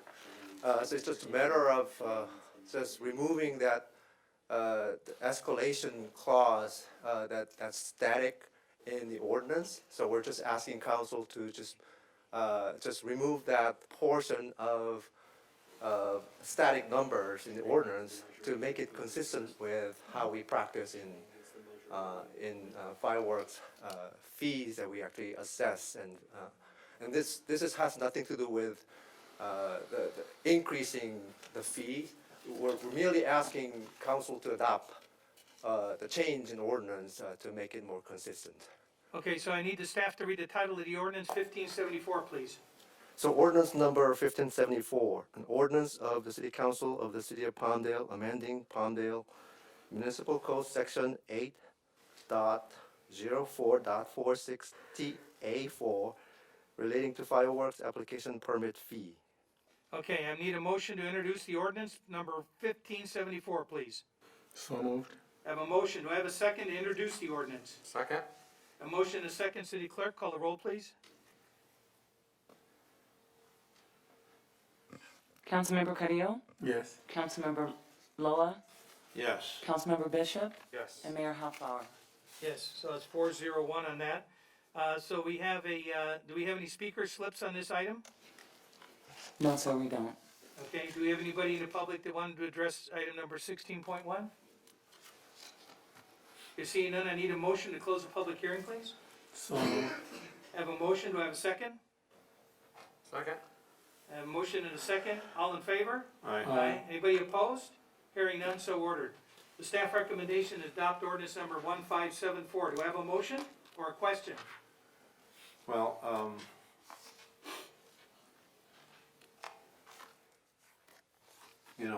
I'm just, at this time, because of what's going on in our society and our economy and the rampant inflation that's going on and everything like that, I think this opens the door to increase these fees. And we're having a diminishing amount of community organizations applying year after year. It just keeps going lower and lower for these fundraising efforts. And I just don't think we ought to do this. But that's me. And again, it's part of what I've been discussing, that the city council has to retain its authority over policy matters. And I think what happens here is that we keep moving things over to staff. And I think we should not do that. So I'm opposed to this. Okay. Yeah, I know we don't have ours anymore. Anybody else? You got some thoughts on this? No. Mr. Bishop, you have any thoughts on this? Does this take the power away from the council for any future fee increases? No, actually, council has authority to adopt the fees every year as a totality of entirety of the fee schedule. So you have ability to accept or reject, authorize, any way you like to. So you have plenty of opportunity as an ongoing basis to act on whatever the action you desire to. Okay. So this would be part of that entire group. But what I read here is that it's the CPI, and right now we have the greatest amount of inflation in the last 31 years. So if the CPI goes up 6%, that means every year the annual fee is going to increase by 6%, without the city council having any power over it. So CPI, you can elect not to adopt the CPI increase. So really, it's a matter of a suggestion. So you have authority to. If it's just a matter of suggestion, why do you have it on the So agenda? we're just trying to include this as part of the group rather than having it stand by itself, standalone item. So we're trying to make it as a part of a group that you can make the collective decision rather than individual. What I see, the way I see it here in this proposed amendment to the ordinance is to allow the CPI to increase automatically without the council having any word on it. But- So I'm opposed to it, okay? I think that this is just the wrong time. We increased the sales tax in this city, the voters approved it. We're raising millions of dollars every single year. And this is a small amount of money that we're imposing on community organizations that are trying to help the community through their efforts. And I just don't see it. I think it is a transfer of authority away from the council, because it builds in an automatic CPI increase year after year. And as we're seeing matters today, inflation is growing more and more. That's all. I don't want to say anything more. I'll just vote against it.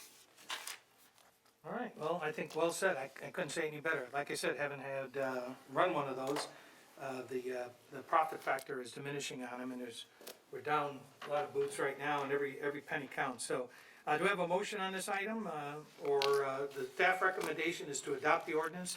Is there a motion to do so? Motion to approve the ordinance as presented. Okay, so I have a motion by Mr. Carrillo to adopt the ordinance 1574. Is there a second? Okay, it's dying for lack of a second. Think, go back to the drawing board. Okay? Thank you. Thank you, sir. All right, so we had agreement to extend this to, cover this particular item, so, I think it's been a recommendation that the appointment to the, I think that's gonna take quite a bit of discussion. It's gonna be quite a bit of discussion. Yeah. So, and we, when Should I do we one moved maker? prior to 10:30, we basically, chose to continue it to hear item 16.1. Okay, So, that's 10:45 now. yeah. So, unless somebody wants to make a new motion to continue going on to another item at this time, you know, the ordinances require us to make, I'd like to make that motion because the appointment seems to be important to measure the oversight committee. I believe the next meeting is coming up soon in December, or is it until January? I believe it's in January. Okay. all right, so that gives us time in January to take the issue up then, okay? All right, anything else from anybody? Okay, so, I'll move that we, continue the balance of these items to the, either, we can do it at, are we doing a workshop, sir? Yes, sir, December 15th. All right, so if any of these items can come back, at the workshop, otherwise, time certain for January then, okay? Is that good? Anybody got any other ideas? Okay, we'll go ahead and, we'll adjourn at this time. Thank you. Thank you, everyone.